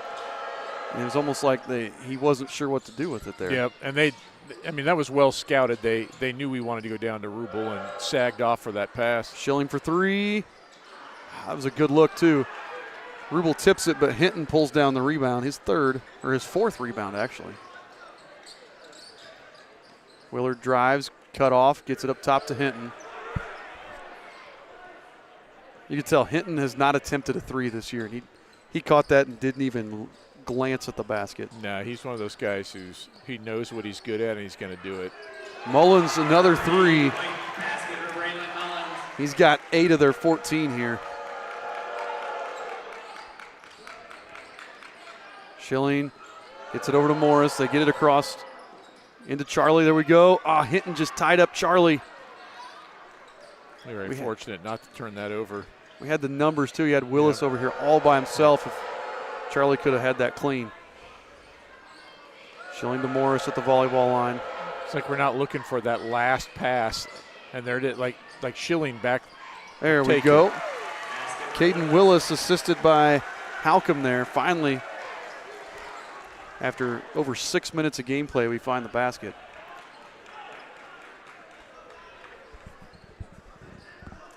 So Willard using the double screen here. Step back, man. Pretty shot there from Boston Willard. Mullins pokes it away, but out of bounds off of him, so stay with the Royals. And Coach Bechtel kind of different. He's letting Charlie on Mullins a lot. Yeah. Maybe trying to not, because of the pressure, you don't want to wear Morris out quite as much because he's got you don't want a tired point guard against this press. No. He gets it over to Powers, who just checked in. Back to Morris, kicks to Manship in the corner and swings around to Powers. They're going to call him. 3 seconds. Chris Shields, one of the officials for tonight, explaining to Rubel. I like watching him officiate games. As the official you see on your screen there, he explains things to kids. He'll stop and coach a kid up mid-game to not like for minutes, but instead of I've never seen him get real angry. And that's helpful because sometimes you don't know what you did wrong. You thought you were free and clear. Mullins again right over Morris's outstretched arm. I mean, the only way Morris could have defended that better is if he was like 6'5" or 6'6" and could just put his arms up in the shot. He had a hand in Mullins' face. Yeah. There we go. There we go. It. Oh. They're going to say that one went off Rubel. Boston Willard knocked it away, and they said it went off Rubel's thigh. I think it did. Hard to tell, but that official was in a way better spot than we were. So under 20 seconds to play now here. Greenfield going to hold for the last shot. Score is 19-2 here in the first quarter of this game. Willard with the ball inside the circle. Under 10 to play now. Gets the screen from Hinton. Back over to Mullins. Mullins step back three.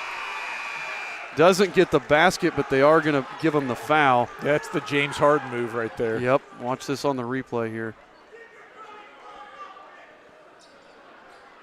And Luke just trying to help. Yeah. So they're going to put time back on the clock. How much time should be on the clock? Let's see here. Hold on. 1.4. Something like that, yeah. I didn't see it. Did he make that free throw? Yeah. Mullins, a 88% free throw shooter as well. And that was the only foul of the quarter. You know, so last night we saw a foul fest against the Union County Patriots. Only one foul, and it came with 0.3 seconds left in the quarter.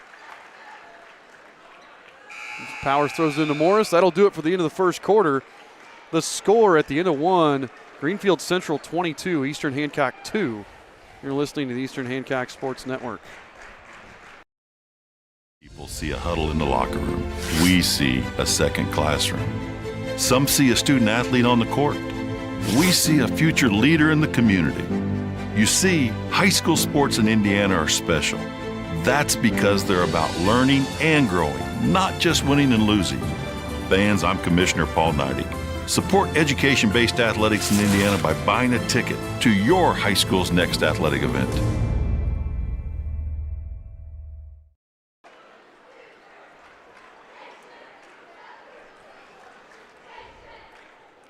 I was looking to see my wife. I hope she's watching from home. She was going to try to come out to the game tonight, but I don't see her here, so I don't think she made it. So if you're watching from home, hi to my wife and kids.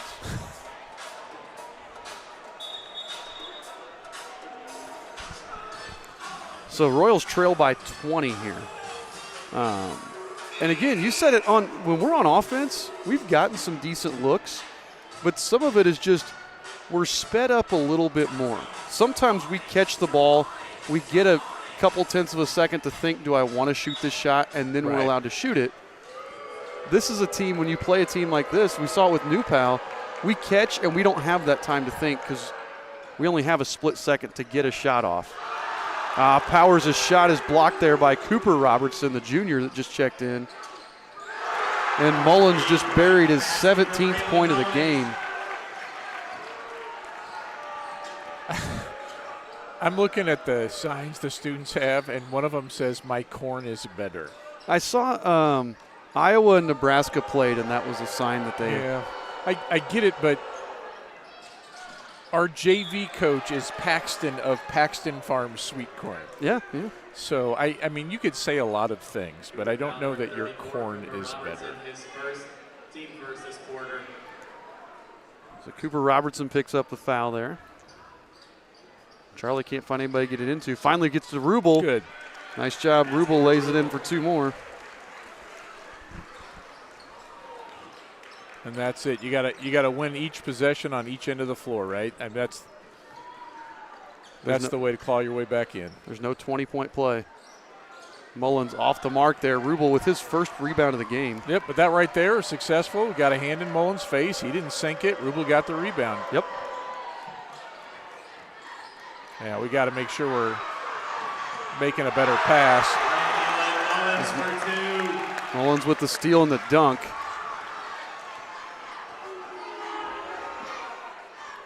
Oh, there we go. Got it into Rubel. Rubel lays it in for two more. Dangerous pass, but gets through finally. Mullins grabbing his leg like he hurt something on that dunk. Maybe he just landed funny or something. But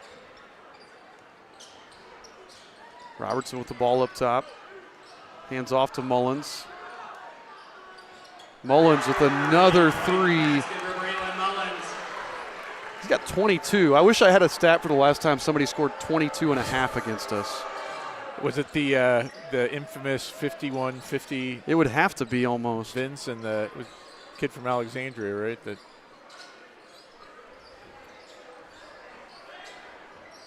Morris is going to pull the trigger from three. In and out.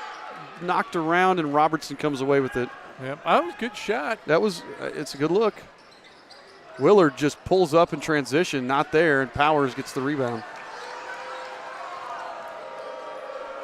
That one felt like a team heat check, even though it's been mostly Mullins doing the damage. He's hit all their threes. But think about every fourth possession somebody not named Mullins has to shoot. Manship blocked by Cooper Robertson. He throws it up ahead to Mullins, and Mullins with the left-handed slam.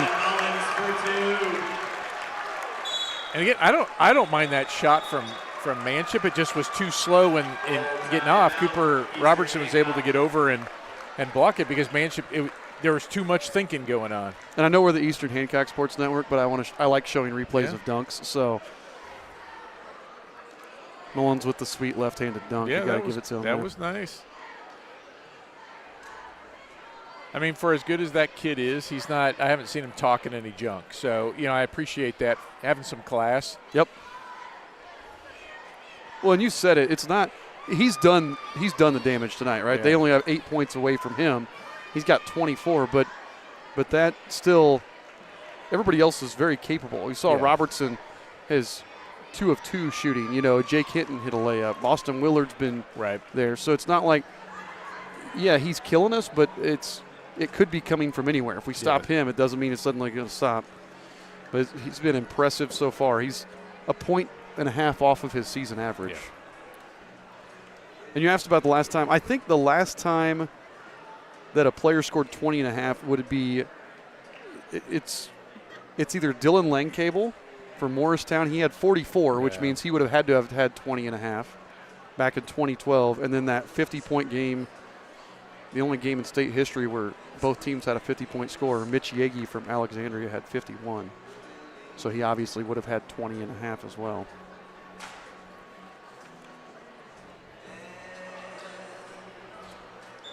Every time I hear this song now, I think this is the COVID wouldn't accept Sweet Caroline, or it is the COVID song, I guess, right? Every time I think of this, I think of Coach Jimmy O'Hara singing this at his inaugural parent meeting in a wig and a guitar.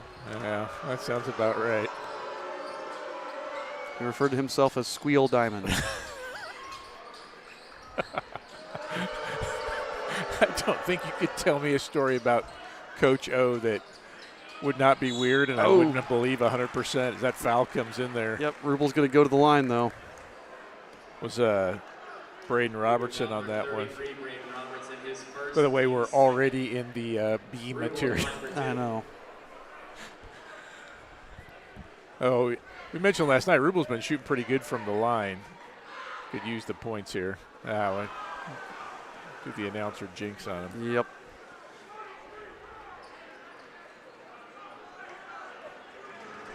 But it is critical when you have somebody that's been getting to the line as much as him. I think he averages like 7 attempts a game from the line. You want somebody that's going to hit at a good clip. Yeah, and that's always been the way. Like, you got a big man that's a main cog in your offense. They've got to be able to shoot free throws to be effective. So Robertson had a lot of substitutions there. So Dallas Freeman back in. Brady Johnson, number 2, is in with his first action. Robertson's going to pull the trigger, and Robertson buries a 3. That's his 7th point of the game. Yeah, this is the non-Braylon Mullins group, so you're gonna see just how deep this team is. And they're playing more of a 1-3-1.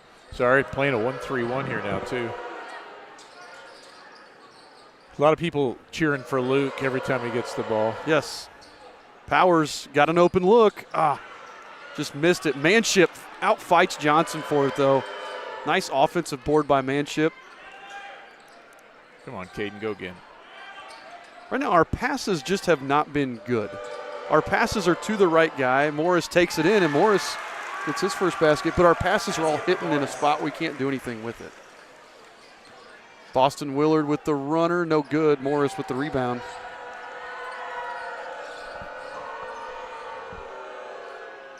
Powers at the volleyball line, back to Morris.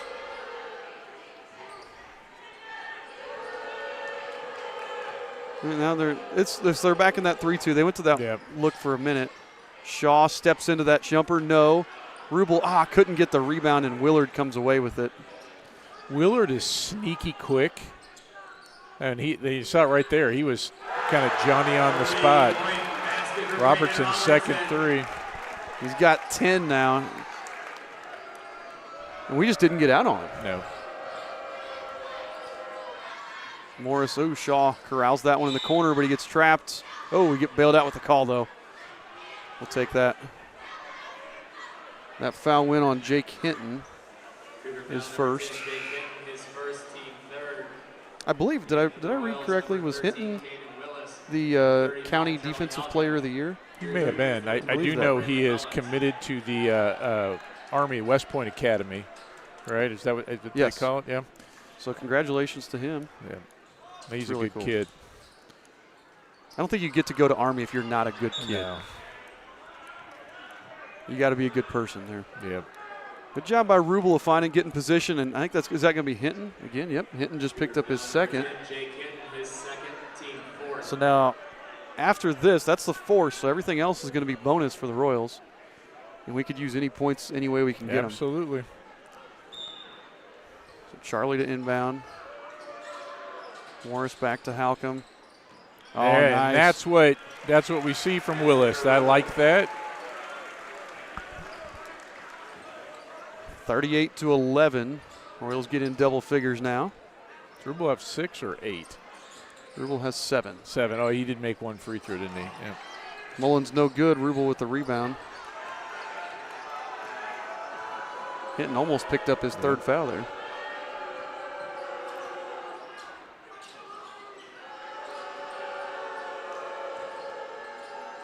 Morris over to Halcomb.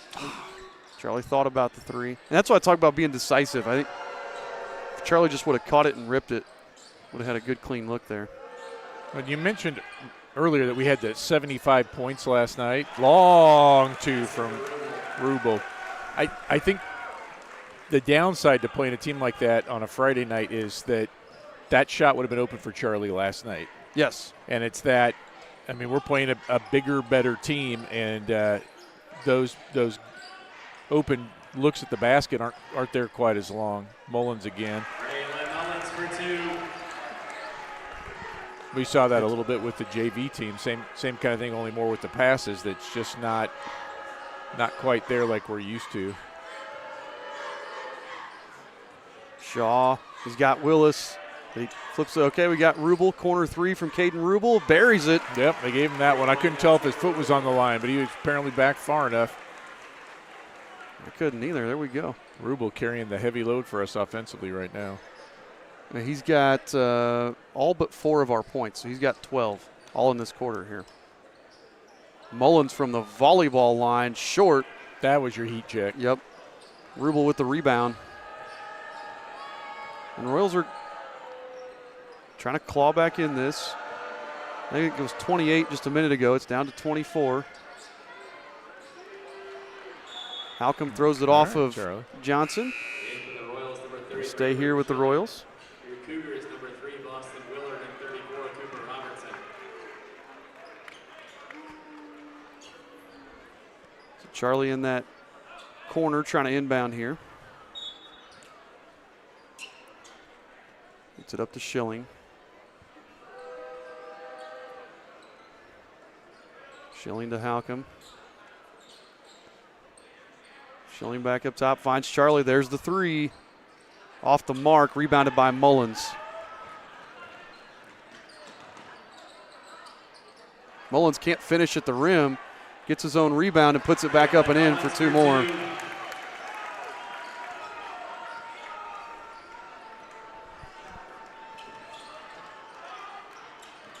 Willis finds Charlie in the corner, back to Willis. He'll retreat. No good, rebounded there by Johnson.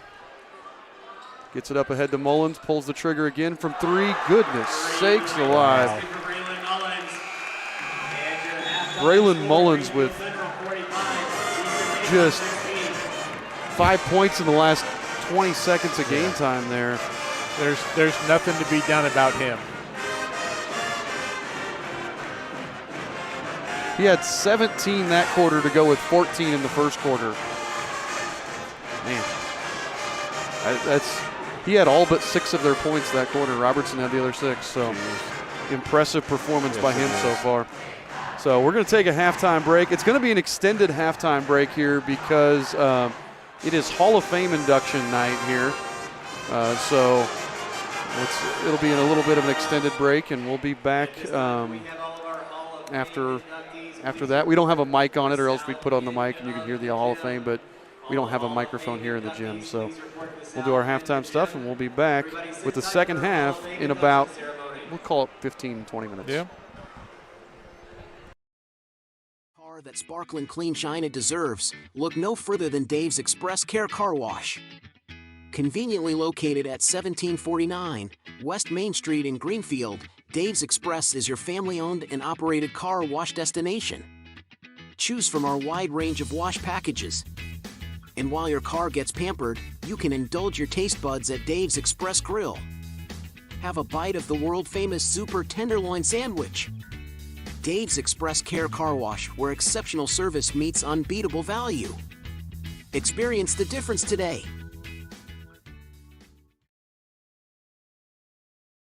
We all need to eat more vegetables, but we run into the same problems every time we go to eat them. Carrots and peas just have no flavor. Beans and Brussels sprouts have side effects that will send children running in fear. But there is one vegetable that everyone loves. It's corn. And when it comes to corn, there's only one name to trust: Paxton Farms. Paxton Farms sweet corn has been your go-to source of corn in Hancock County for years. So head on down and grab some, and when you think of corn, think Paxton Farms. I'm Mason Gillis, sixth man for the Big Ten champion Purdue Boilermakers. I know what a winning team looks like, and that includes hard work and dedication, just like the team at 9-Star Connect. 9-Star is a different kind of company, and the difference is you. It's time for the Commissioner's Corner, an exclusive weekly conversation about Indiana high school sports with the Commissioner of the IHSAA, Paul Neidig. Now for an up-to-the-minute report about what's happening in the constantly changing world of high school sports, here's Coach Bob Lovell with Commissioner Paul Neidig. It is your weekly conversation with the Commissioner. It's the Commissioner's Corner. I'm Brendan King, filling in for the Coach Bob Lovell. Welcoming on the busiest guy you know. That's the Commissioner of the IHSAA, Paul Neidig. Paul, great to be with you as always, and I know doing scoreboard updates on Indiana Sports Talk over the last few weeks, one fun thing that always pops up, county and holiday tournaments. You yourself, Paul, as a former player, playing in those where it's either multiple games in one day or you're going back and forth to the gym every single day. What do those mean to you? Well, I think it's really a great time of the year, Brendan. And it's coaches you for a moment you take away the school aspect, which is the most important thing that we do, but you take that out of the day to day for these student athletes, and it puts a coach in a gym with student athletes, and it gives them a chance to really work on the game over break. And I think that's what's really important for me. And we've seen. Basketball in Indiana is certainly in great shape, but we've seen the number of holiday tournaments across the state have jumped up to I mean, they're everywhere. I think I mapped out where I could have seen like 27 games if I would have stayed on it between the end of Christmas and New Year's. But when we went to 22-game schedule, we really saw an increase in the number of holiday tournaments. But it's just a great time of year. It's a chance to focus on family, friends, and basketball. Well, it's a community aspect, right? Because not only are the kids on break, likely the people in the community are on a holiday break from work, or at least a little bit, right? So it gives them a chance to catch a game. It does. It's just it's a more relaxed time for as we all try to make a living working, and it gives you a chance to have a few days off and go in the gym and watch your local high school team. I know guys that go out and they'll sit in the gym all day long and just watch game after game after game, just because. And I say guys, people. Certainly there's a lot of women in this state that love this game too. But I see it's just a great time of year. Paul, coming up January the 21st, hard to believe it's already here, the 49th annual IHSAA Girls Basketball State Tournament Pairing Show. Bob Lovell, Greg Rakestraw will be there. Man, this always comes up quick, doesn't it? It does. And I was just with Assistant Commissioner Janie Elmer, who oversees girls basketball, just a few minutes ago, and she's in her office and got spreadsheets laid out across her desk, and she's working on what officials' assignments may be in the future. She's working on her communications to schools as far as operation of the tournament, and it's Tournament Central in her office today. And it has been all week, just getting ready put on another IHSAA state tournament on the girls' side. Again, that's January 21st, the pairing show with Coach Level and Greg Rakestraw. I'm Brendan King here filling in for Coach on the Commissioner's Corner along with Paul Neidig. Paul, we were just talking off the air. Not only is the pairing show coming right up, so is wrestling season and some changes coming to especially where wrestling is going to be held for the state championship, right? Yeah, you know, the beginning of the tournament, as we walk through the sectionals, regional, and semi-state, they're going to look much like they have in the past, similar locations. But we did have to make a change due to a little thing called the NBA All-Star Game. And certainly, you know, that event's just phenomenal, and it's great for our state and the city of Indianapolis, and our sponsors are our friends, Pacer Sports and Entertainment, came to us a while and said, hey, we want to be able to do this, and we didn't. We just got to look and see. We just found a place to go wrestle a state championship, and we're going to do that this year in Evansville. And so we're going to go to Evansville, and we're going to have the whole state and let Evansville put their best foot forward, like Fort Wayne and other states or other communities have done over the years. And we've had to move tournaments, and I think Evansville, I know they're ready. It's my hometown. Right. That's a wrestling hotbed, and we got people that are already. I think a couple of them may be lined up outside the door waiting for that tournament here in about 6 weeks. It is going to be a hop-in time for sure. I'm Brendan King on the Commissioner's Corner with Paul Neidig. Paul, always appreciate the time. It's great to catch up with you, my friend. Thanks, Brendan. We'll see you in the gym somewhere. Thanks for listening to The Commissioner's Corner with IHSAA Commissioner Paul Neidig and Coach Bob Lovell. And thank you for your continued support of the high schools in your community. Not everyone can be a champion in high school sports, but everyone can be a champion of high school sports. That's right. Fans and parents can be champions. Coaches and officials, educators, and the media can all be champions of high school sports. I'm Paul Neidig, Commissioner of the IHSAA. And I'm Assistant Commissioner Janie Ulmer. Being a champion of high school sports is about so much more than winning and losing, setting records, or raising trophies. It's about supporting the mission of education-based athletics, preserving the opportunity for student athletes to grow and develop in the second classroom, and to protect high school sports for future generations to come. Champions of high school sports are just one of the many reasons that education-based athletics in Indiana are so special. And the easiest way to be a champion is by buying a ticket to your high school's athletic event. This is showing support. This is championing high school sports. This is your IHSAA. High-speed internet is integral to everyday life. It's really the foundation of what modern life is all about, trying to make our lives better here in Hancock County. 9-Star is a different kind of company, and the difference is you. In high school sports, there are some things more important than winning. Like helping student athletes build character, become better people, and prepare for life. I'm Brian Lewis. And I'm Chris Kaufman. We're both Assistant Commissioners of the IHSAA, and we believe the purpose of high school sports is much greater than what the scoreboard says. It's about teaching. It's about growth. It's about developing the whole person, not just the athlete. That's our number one priority. Every sport, every student athlete, every day. Let's champion what we believe in, like learning, like character, like integrity. If you support the mission of high school sports and the life lessons they teach, then buy a ticket to your high school's athletic events. Join us in being a champion of high school sports. This is what we do. This is what we believe. This is your IHSAA. Where does everyone come together to cheer as one, to build traditions, to show pride? High school sports. I'm Robert Falkins. And I'm Janie Ulmer. We're both Assistant Commissioners of the Indiana High School Athletic Association, and we love how high school sports play a key role in the life of every member of a school community. That's because high school sports are a special place where everyone shows up to have the team's back. It's amazing to see the whole community, students and parents, coaches and teachers, come together at the school to cheer on their student athletes. Celebrating high school sports unites us all, and that experience is essential to the pride and passion of an entire community. Be a champion of high school sports by buying a ticket to your high school's athletic events. This is unity. This is pride. This is your IHSAA.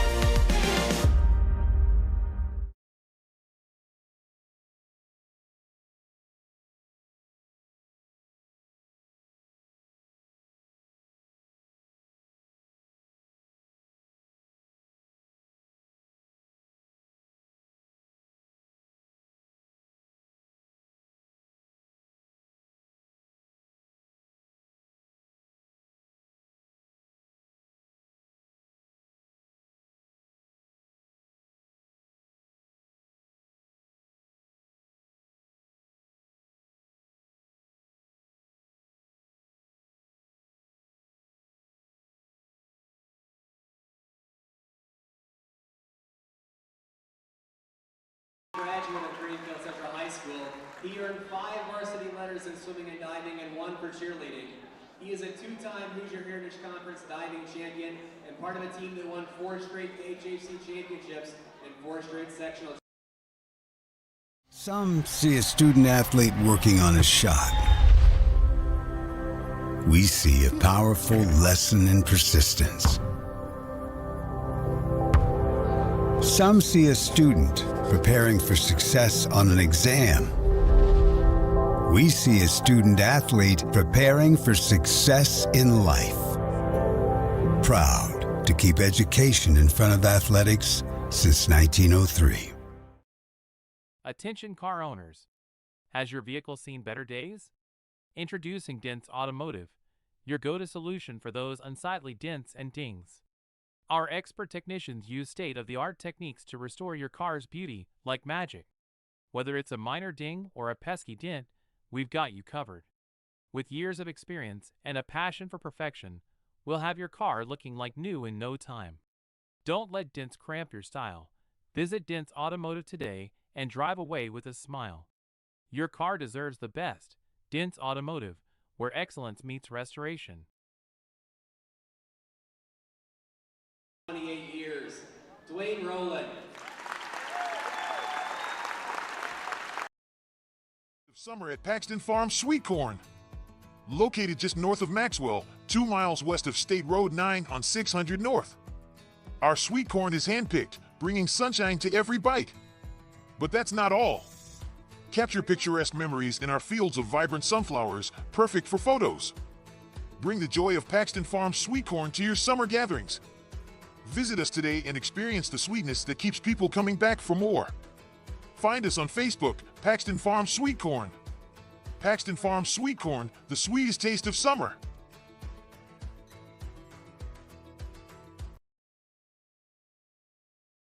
Overall pick. Droy made his major league debut on September 15th, 2022. Car that sparkling clean shine it deserves. Look no further than Dave's Express Care Car Wash. Conveniently located at 1749 West Main Street in Greenfield, Dave's Express is your family-owned and operated car wash destination. Choose from our wide range of wash packages. And while your car gets pampered, you can indulge your taste buds at Dave's Express Grill. Have a bite of the world-famous Super Tenderloin Sandwich. Dave's Express Care Car Wash, where exceptional service meets unbeatable value. Experience the difference today.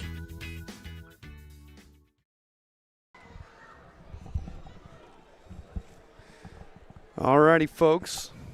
Hope you enjoyed the Dave's Express Care Car Wash and Grill halftime show. We're just wrapping up Hall of Fame induction here for the Greenfield-Central Cougars. You want to do a quick rundown of stats here? Yeah, let's do that. So check this. We'll start with the Royals. Caden Rubel leads the way with 12. He had all 12 of those in the second quarter. Yep. He was on fire. And the only thing really, that was the only thing we could get going. Morris got in there for a layup, and that was it, was Rubel. So he's got 12. Morris has 2, and Caden Willis has 2. Then I've got Rubel with 3 rebounds, Schilling with 2. For the Cougars of Greenfield-Central, Braylon Mullins has 31 points. Wow. 6 of 9 from 3, 11 of 16 from the field. Braden Robertson has 10, Jake Hinton with 2, and Boston Willard with 2. So we were looking up our stats The last time, I don't have a stat for the last time somebody had 30 and a half against us. I could tell you it's probably been a long time since somebody dropped 30 and a half. The last time someone scored 30 in a game against us was 2 years ago. Isaac Andrews had 32 for Wapahani in the 2021-2022 season. That was at Eastern Hancock, and so he had 32, so it's the most points we've given up in 2 years, and it's only a half of basketball. We did have somebody come over and tell us that Mullins was 44 points away from 1,000 on the season, and he may be trying to get that tonight, get that done and out of the way.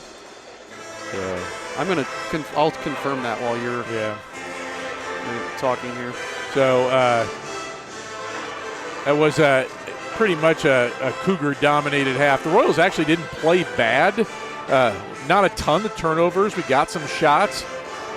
Defensively, I mean, we got guys in Mullins' face, and just that Cougars are undefeated and ranked for a reason. They're a really, really good team. Yes, they are. So, we'll look to see probably more of the same from our guys and just see if we can't clean it up a little bit. The other thing that we mentioned a little bit, but we're talking off air during halftime, is just this is a different type of competition than we normally see, and sometimes the adjustment to the speed and quickness of a team like the Cougars takes a little bit. Passes and shots you can get, or even the defensive positioning you can get against some of our other opponents ain't going to work tonight, and we've got to get adjusted to be able to get those looks a little bit quicker when we get the pass to the open man, maybe make a little crisper pass, and defensively be able to maybe sag off a little bit or take one extra step, get an arm in a passing lane a hair sooner. And I did check and confirm he did come into this game 44 points away, so he's now 13 points away from 1,000.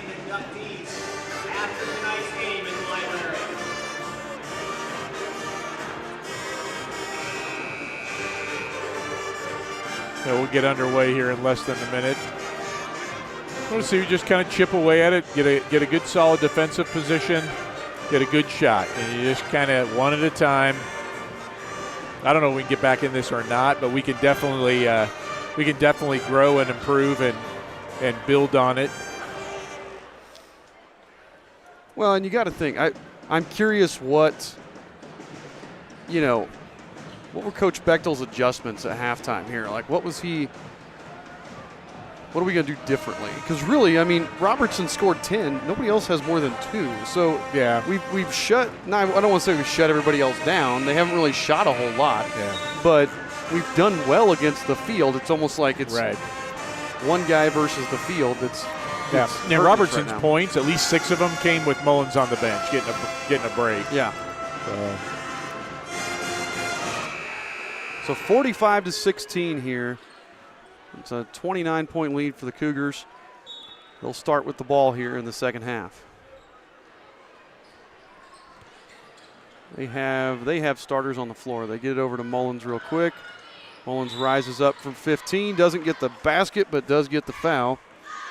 And right away, he'll go to the free throw line. I think that was Charlie. Yeah, I think so.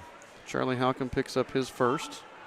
As I said, Mullins is 3 of 3 from the line on the night. He's an 88% free throw shooter. Well, now he's got a whole bunch of people there for the Hall of Fame right behind him. Yep. Sadly, they're not yelling and screaming and trying to distract him. No, it's not like Arizona State's curtain of distraction. Yeah. That would be fantastic, though. That would be fantastic. But maybe those people did mess him up there. Yeah. So 46-16 now. 30-point lead for the Cougars. They've stopped doing the full court pressure a while back, but they're still sitting in this 1-2-2 zone here. And the thing is, we've got some good three-point shooters, but nobody that's going to shoot from 4 feet beyond the arc. No. And so you're not forcing these guys to come out. They can kind of park their heels. Oh, Schilling gets through. I like that. Muscled it, just couldn't convert. They can park their heels on the three-point line. Good job. Nice steal by Morris. Good save.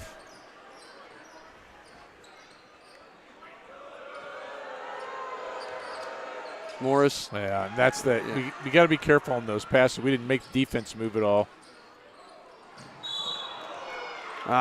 They call block. I think he was too far under. If we look at the replay on that. I don't like that. I don't like that call. Team second. Dallas Freeman at the line for 2. We need the half circle under there. Yeah. Because I think Luke got there in plenty of time. Freeman misses the first. Yep. So Luke's got 2 fouls now. And, hey, ball don't lie. Yeah. So 3 missed free throws in a row for the Cougars. And there's that half-court press. Yep. Got it broken. Willis for 3. Too strong.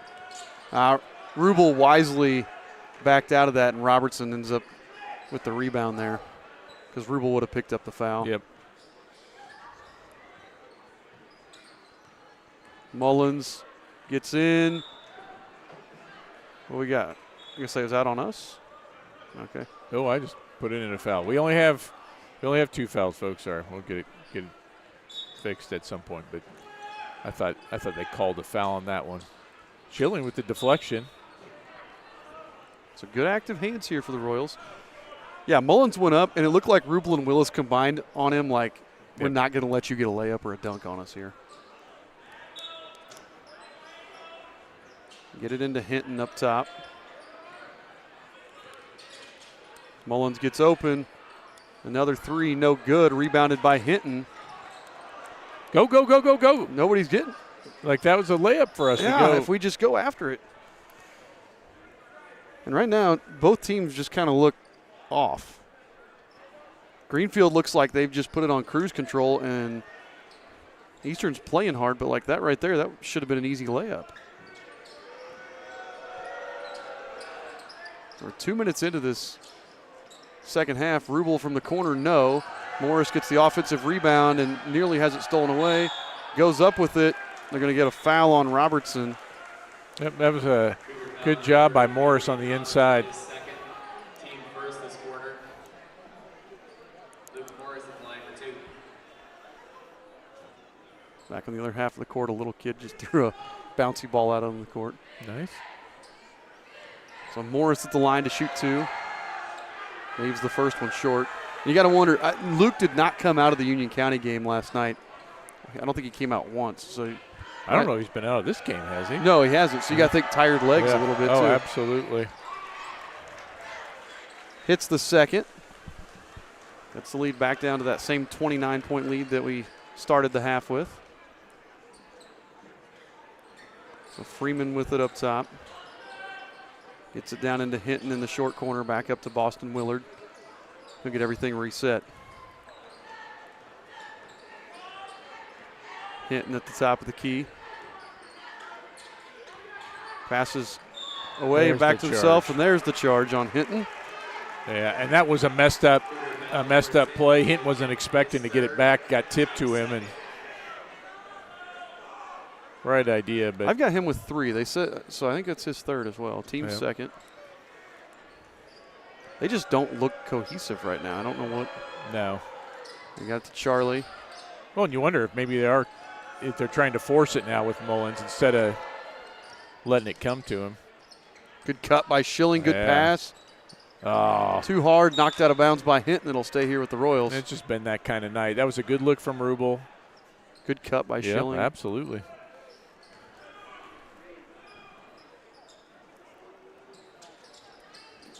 Charlie gets it into Rubel. Rubel takes it, puts it up. Sneaks over the rim. First field goal of the half for the Royals. You talk about chipping away at the lead. I know it's been 3 minutes, but we're, again, defensively, all they've gotten is a free throw in 3 minutes of game time here. So we're doing what we need. I mean, how do you stop that? You don't.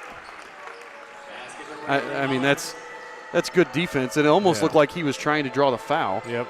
It was kind of an up and under. That's going to be backcourt. Yeah. Luke didn't reestablish position on the other side. Yeah, and Schilling was waiting for the pass back, Morris got across half court before he looked could get at over it. there. Yeah, and Schilling was just too far back for it. So, and we haven't seen a lot of teams that have pressured us like this year. Boston Willard. That's a nice move. Yeah. His 4th point of the game. Schilling gets cut off there. They're going to call a carry on Schilling. You don't see that very often anymore. They kind of let you put your hand underneath the ball and go.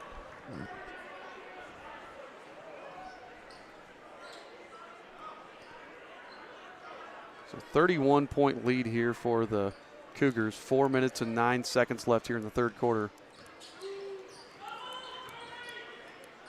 They're getting it to Mullins in the corner for 3. He buries another one. He's got 6 this quarter. What do we say? He needs 13 this half to get to 1,000 career points. He gets that's Hinton with the steal there. Kicks back to Mullins. His 3 no good. Rebounded by Halcomb. And Charlie's fouled. Was that Willard? Picks up his 2nd. It's the team's 3rd foul. Yeah.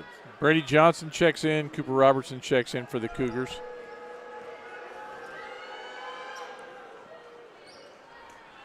Schilling to Morris. Luke's really looking for Rubel down there. Charlie's 3 off the mark. That went off the leg of Cooper Robertson. Out of bounds. They'll stay right here with the Royals. Well, Rubel's the only one that's really got anything consistently going tonight offensively, so I would be looking for him too. He's got 14 of our 19. I think that is the one matchup size-wise and everything else that we should be able to take advantage of. Good cut from Willis. Nice pass from Charlie. I like that. Job, Caden Willis.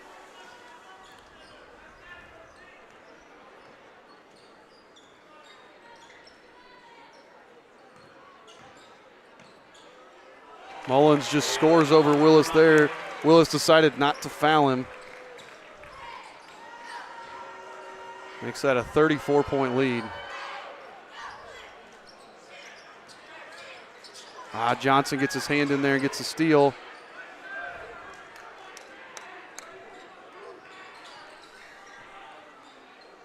Mullins deep 3, no. Rebound tipped around and Schilling comes up with it. That one was forced. That was a heat check there. Willis inside again. Willis blocked by Cooper Robertson. Rebounded by Braylon Mullins.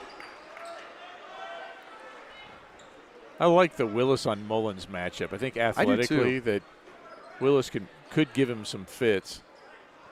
Absolutely. Notice I didn't say shut him down, but the way he's shooting tonight is Boston Willard hits another one, and that's a running clock now. Yeah. 36-point lead. You will see now the clock will run for the remainder of this game here.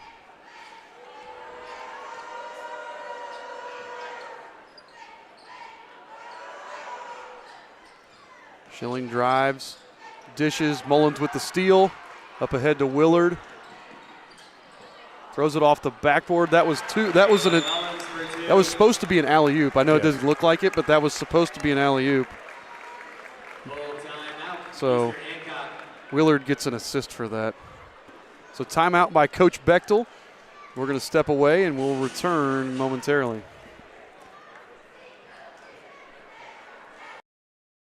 Attention car owners. Has your vehicle seen better days? Introducing Dents Automotive, your go-to solution for those unsightly dents and dings. Our expert technicians use state-of-the-art techniques to restore your car's beauty like magic. Whether it's a minor ding or a pesky dent, we've got you covered. With years of experience and a passion for perfection, we'll have your car looking like new in no time. Don't let dents cramp your style. Visit Dents Automotive today and drive away with a smile. Your car deserves the best. Dents Automotive, where excellence meets restoration.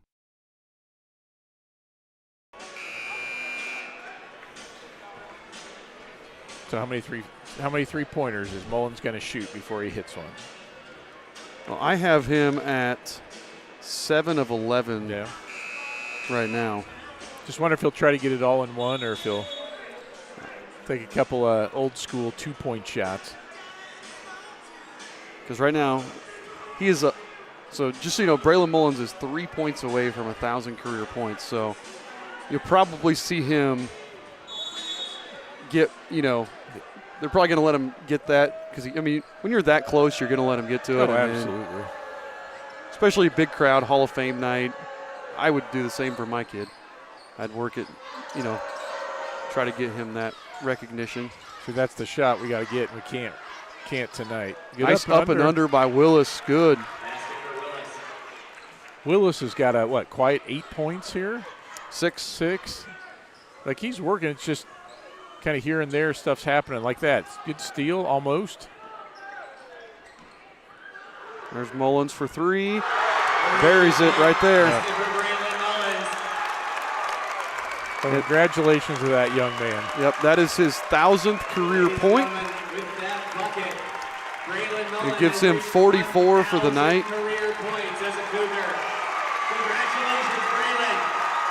That's an impressive accomplishment for any kid, but to do it, at home is always special.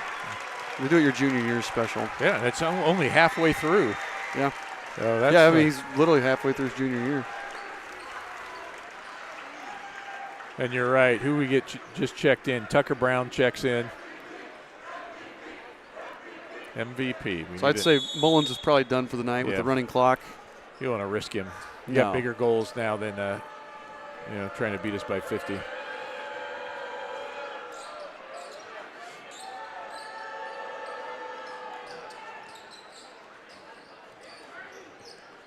So 45 seconds left in the quarter here. Halcomb gets it out to Morris. Back to Charlie. I'd like to see Charlie pull it. Give it. Oh, one more. Morris will pull the trigger. No good.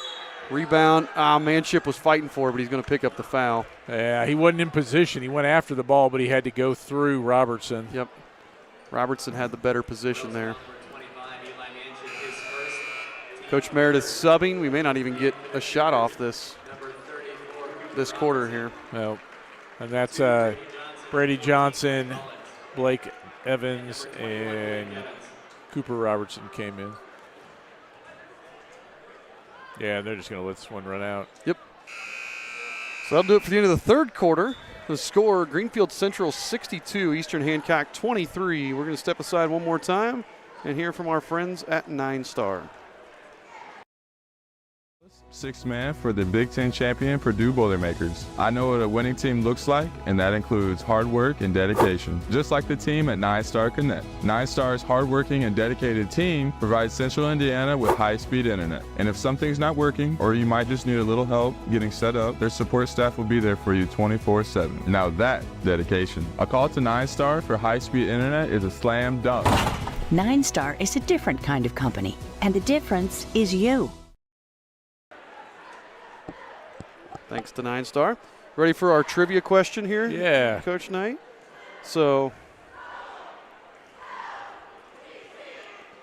the tenderloin is well known as Indiana's most famous sandwich, but there's a special variation of the tenderloin that was invented here in Greenfield, like a special way of serving it, of preparing it, of however you want to call it. So special. Hancock County Historical Society had a really cool thing about this. So what variation of the tenderloin sandwich was invented here in Greenfield? I didn't know there were variations on the tenderloin. So I had one for supper tonight on my way nice. here. I stopped at Dave's Car Wash, because this is the Dave's trivia question. I stopped at Dave's Car Wash and had this tenderloin, but a special variation that was invented right here in Greenfield. Nice. So if you know what it is. I'm thinking sometimes the tenderloin's called chicken fried steak. No, because that would be steak. Yeah, tenderloin's pork. I know, but I think it's chicken fried, so it's all all that stuff. Next quarter, by the way. Oh, my bad. Sorry, folks. Park's closed. Good inside out. All right, I guess they didn't have to come out. They're going to get the foul here. Rubel gets fouled. That foul goes on Blake Evans. So we have, let's see, for the For the Cougars, we have Blake Evans, Clay Mullins, Tucker Brown, Cooper Robertson, and Brady Johnson. Rubel at the line to shoot 2. Rubel, Manship, Halcomb, Powers, and Morris for the Royals. We saw 3 of these Cougars in the JV game. Yeah.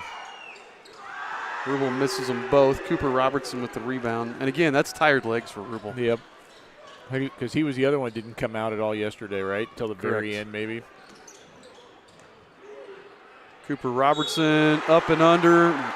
And that's just been that kind of night. He gets the roll. Foul went on Caden Powers. Caden's first. Cooper Robertson's first basket of the game.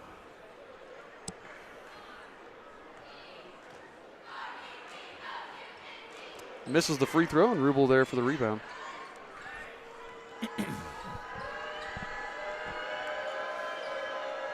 We're getting lots of guesses here for the Tenderloin question. Nice. So I like most people going with the wet Tenderloin. All right. Or the Zuper. Oh, Rubel misses but gets his own rebound. Nobody put a body in him. Kicks to Charlie, wide open 3.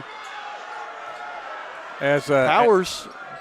As good as the shooting background was last night, it's the opposite here. You got white walls, and I don't know, it's good 20 feet off the baseline. And we talked about the walls being really close to the basket. Last night, Union County made for a real nice place to shoot. This is a tough gym to shoot in here. Yes, it is. It's big, it's bright, and it's deep behind both. I think the only one that was worse than this, at least on one end, is Shenandoah, where they have that whole open area that leads out their cafeteria. Well, it's just one end. Yeah. The other end is normal, so it's a tricky proposition to shoot in there. It's 25-64 here.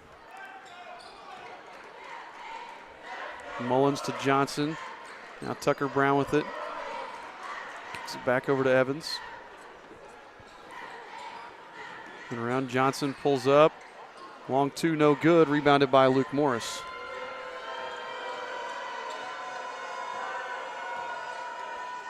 Morris kicks over to Shaw. Shaw gets cut off up top to Powers at the volleyball line. Back to Shaw.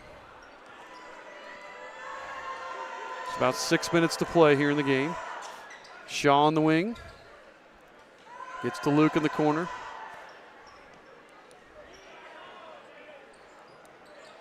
Nice ball movement back around. Morris gets the open 3, misses it. Johnson with the rebound. Yeah, and that was a really good pass from Manship out to Morris for that shot.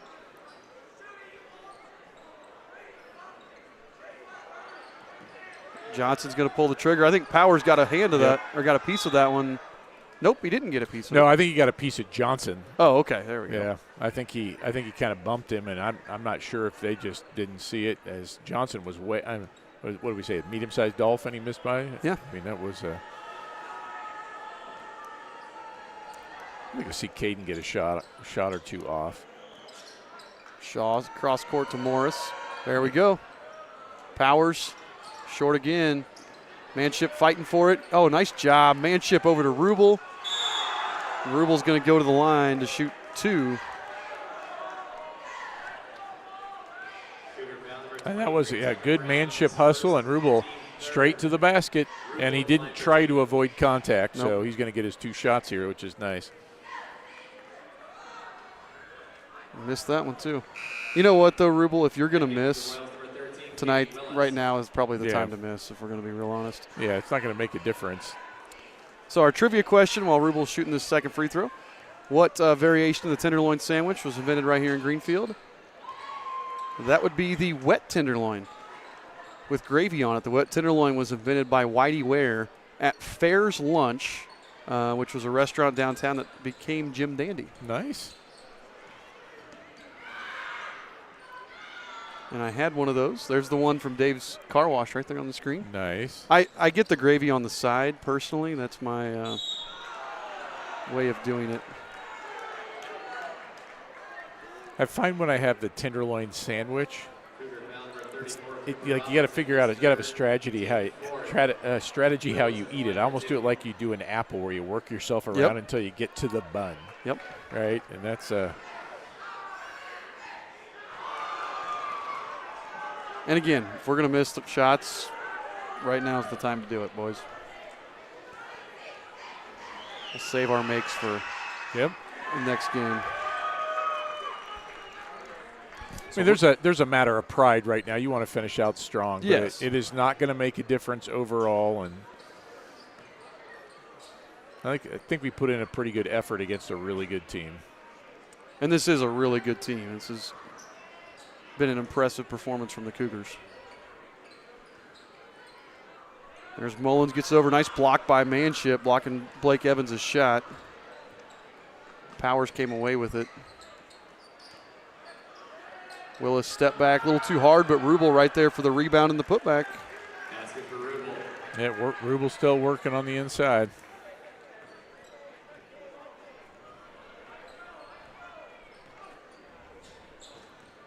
Rubel's got 17, so he got over half of our points here tonight. 3 there's off the mark by Tucker Brown. Rubel gets the rebound, and that's going to be the 5th foul on the Cougars. Yep, another one for Robertson. Cougar foul number 34, Cooper Robertson, his 4th. He's got 4. I'm going to run out of circles for all of Rubel's free throws here in a second.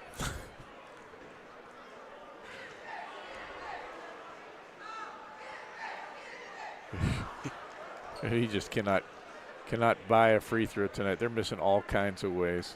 Just that kind of night.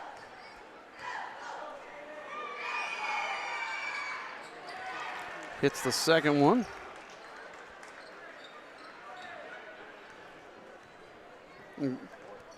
Greenfield's only scored 2 points this quarter. Again, most of these are JV guys at this point. Robertson and Johnson are the only 2 that are not playing on the JV. Clay Mullins way off. Rubel gets another rebound there.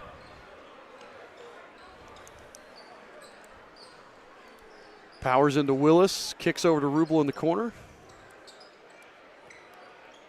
Throws it out to Manship. Powers extra pass over to Shaw. Oh, there we go, another foul. That's going to go on Blake Evans, and that'll send Powers to the line. Cougar foul number 21, Blake Evans, his 2nd. This will be our 11th and 12th free throws of the quarter. Yeah. This group a little more aggressive, not quite as disciplined as the varsity starters and the major rotation guys. Wenning comes in for Rubel. Rubel put in a good shift tonight.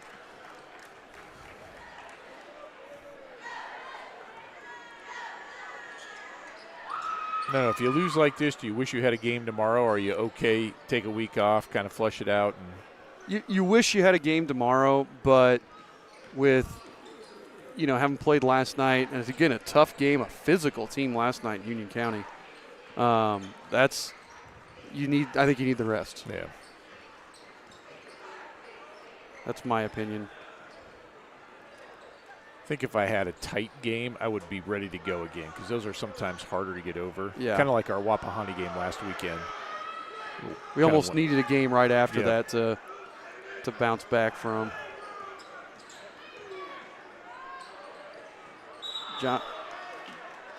Who is that foul on there? I don't know. Willis. Okay. Johnson's shot is no good, but Willis with the foul on the rebound, so he's going to stay here with the Cougars.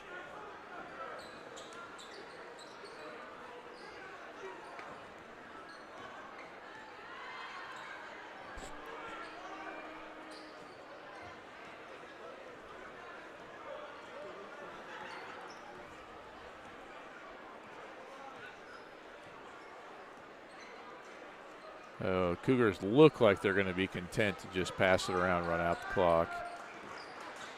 We'll see. Sometimes you got your JV guys in there. You want to let them get a couple of shots at the end, but doesn't look like it here. No.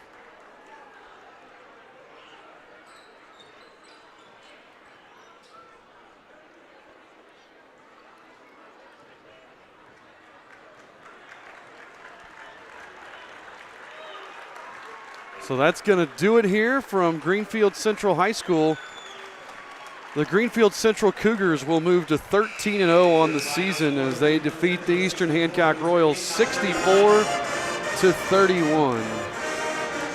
We're going to take a moment to tally all the stats, and then we'll be back with our 9-Star Connect postgame summary after that.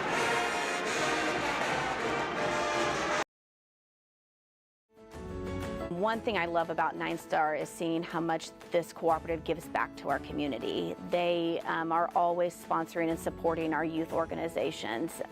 This is a huge part of our community and makes it a great place where we live. Encourage everybody to realize what an asset this 9-Star cooperative is. They give back and they have so much to offer. 9-Star is a different kind of company, and the difference is you. When moving into a new home, we ask ourselves questions like, who is the best internet provider in town? Well, have you considered locally owned 9-Star Connect? We've become the fastest, most reliable, and dedicated fiber-to-the-home internet company in Central Indiana. Our internet packages have been modified, and we are changing speeds at a more competitive price. So give us a look. Visit us at 9starconnect.com. 9-Star is a different kind of company, and the difference is you. Discover the taste of summer at Paxton Farm Sweet Corn. Located just north of Maxwell, 2 miles west of State Road 9 on 600 North. Our sweet corn is handpicked, bringing sunshine to every bite. But that's not all. Capture picturesque memories in our fields of vibrant sunflowers, perfect for photos. Bring the joy of Paxton Farm Sweet Corn to your summer gatherings. Visit us today and experience the sweetness that keeps people coming back for more. Find us on Facebook, Paxton Farm Sweet Corn. Paxton Farm Sweet Corn, the sweetest taste of summer. Looking to give your car the... All right, we're back here with our 9-Star Connect postgame show as the Eastern Hancock Royals dropped a tough game to a really, really good Greenfield-Central Cougar team. 64-31 was the final score. Let's do scoring here. First for the Greenfield-Central Cougars, Braylon Mullins, 44 points on the night. Did he play in the fourth? I don't think he. No, he did not, because he got it right before, I think. Well, right before the quarter. Yeah, because they did the substitutions and couldn't and didn't get a playoff. So he wound up with 44 points. I had him 44 points, 5 rebounds. Braden Robertson, 10 points. Boston Willard, 6. And then Jake Hinton and Cooper Robertson both had 2. And the last time that the Eastern Hancock Royals allowed 40 points in a game was 44 to Dylan Langcable of Morristown back in the 2011-2012 season. So it has been 12 years since someone has scored 40 against the Eastern Hancock team. And I tell you what, Mullins certainly deserved it the way he shot the ball tonight. Yeah, he did. He shot really, really well tonight. 8 of 12 from 3. Just impressive performance from that young man. For the Royals, they were led in scoring. Caden Rubel had 18 points, 9 rebounds. Caden Willis had 7 points. And then Luke Morris had 5 points, 4 rebounds, and Caden Powers had 1. Charlie Halcomb led us in assists with 6. So, again, tough night for the Royals, but we'll bounce back. We got 2 really important games next week. Monroe Central on the road, and Shenandoah, I believe. Is it Monroe Central, Shenandoah back-to-back? I think that's who we play next I will week. tell you I've got it on second. my. Yeah, I was going to say. I've got it on my. Yeah, it's Monroe Central away, Shenandoah at home. So that's a big, 2 conference games coming up. And then the weekend after, LaPel and Triton Central. Yeah. Again, the month of January is not an easy month for us. Yep. So it's going to be tough.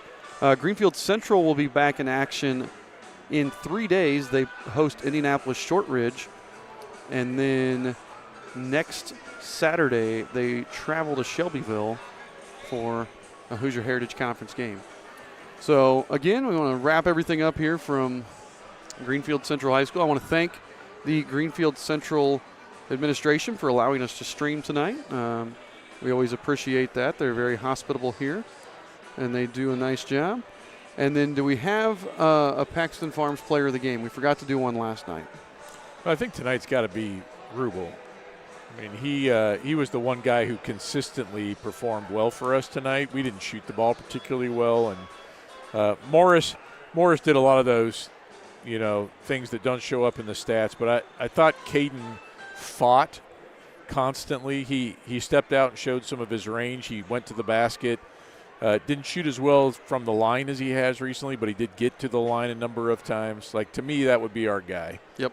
Well, last night we hit 11 threes. Yeah. Tonight we were 1 of 16. Yeah, doesn't shock me. So that's water kind of finds its level, I think, sometimes, and that's what happened to us tonight. So, again, I like the way we fought. I like the way we competed. Just ran into a really, really good team tonight. So congratulations to the Cougars. And we will be in action again next week. I don't remember if the girls have any games this week or not. I'll have to look on the schedule. Yeah, but I can't remember. We'll see you guys next weekend as we continue on with this boys basketball season. Thanks, everybody, for tuning in, and we'll catch you next time.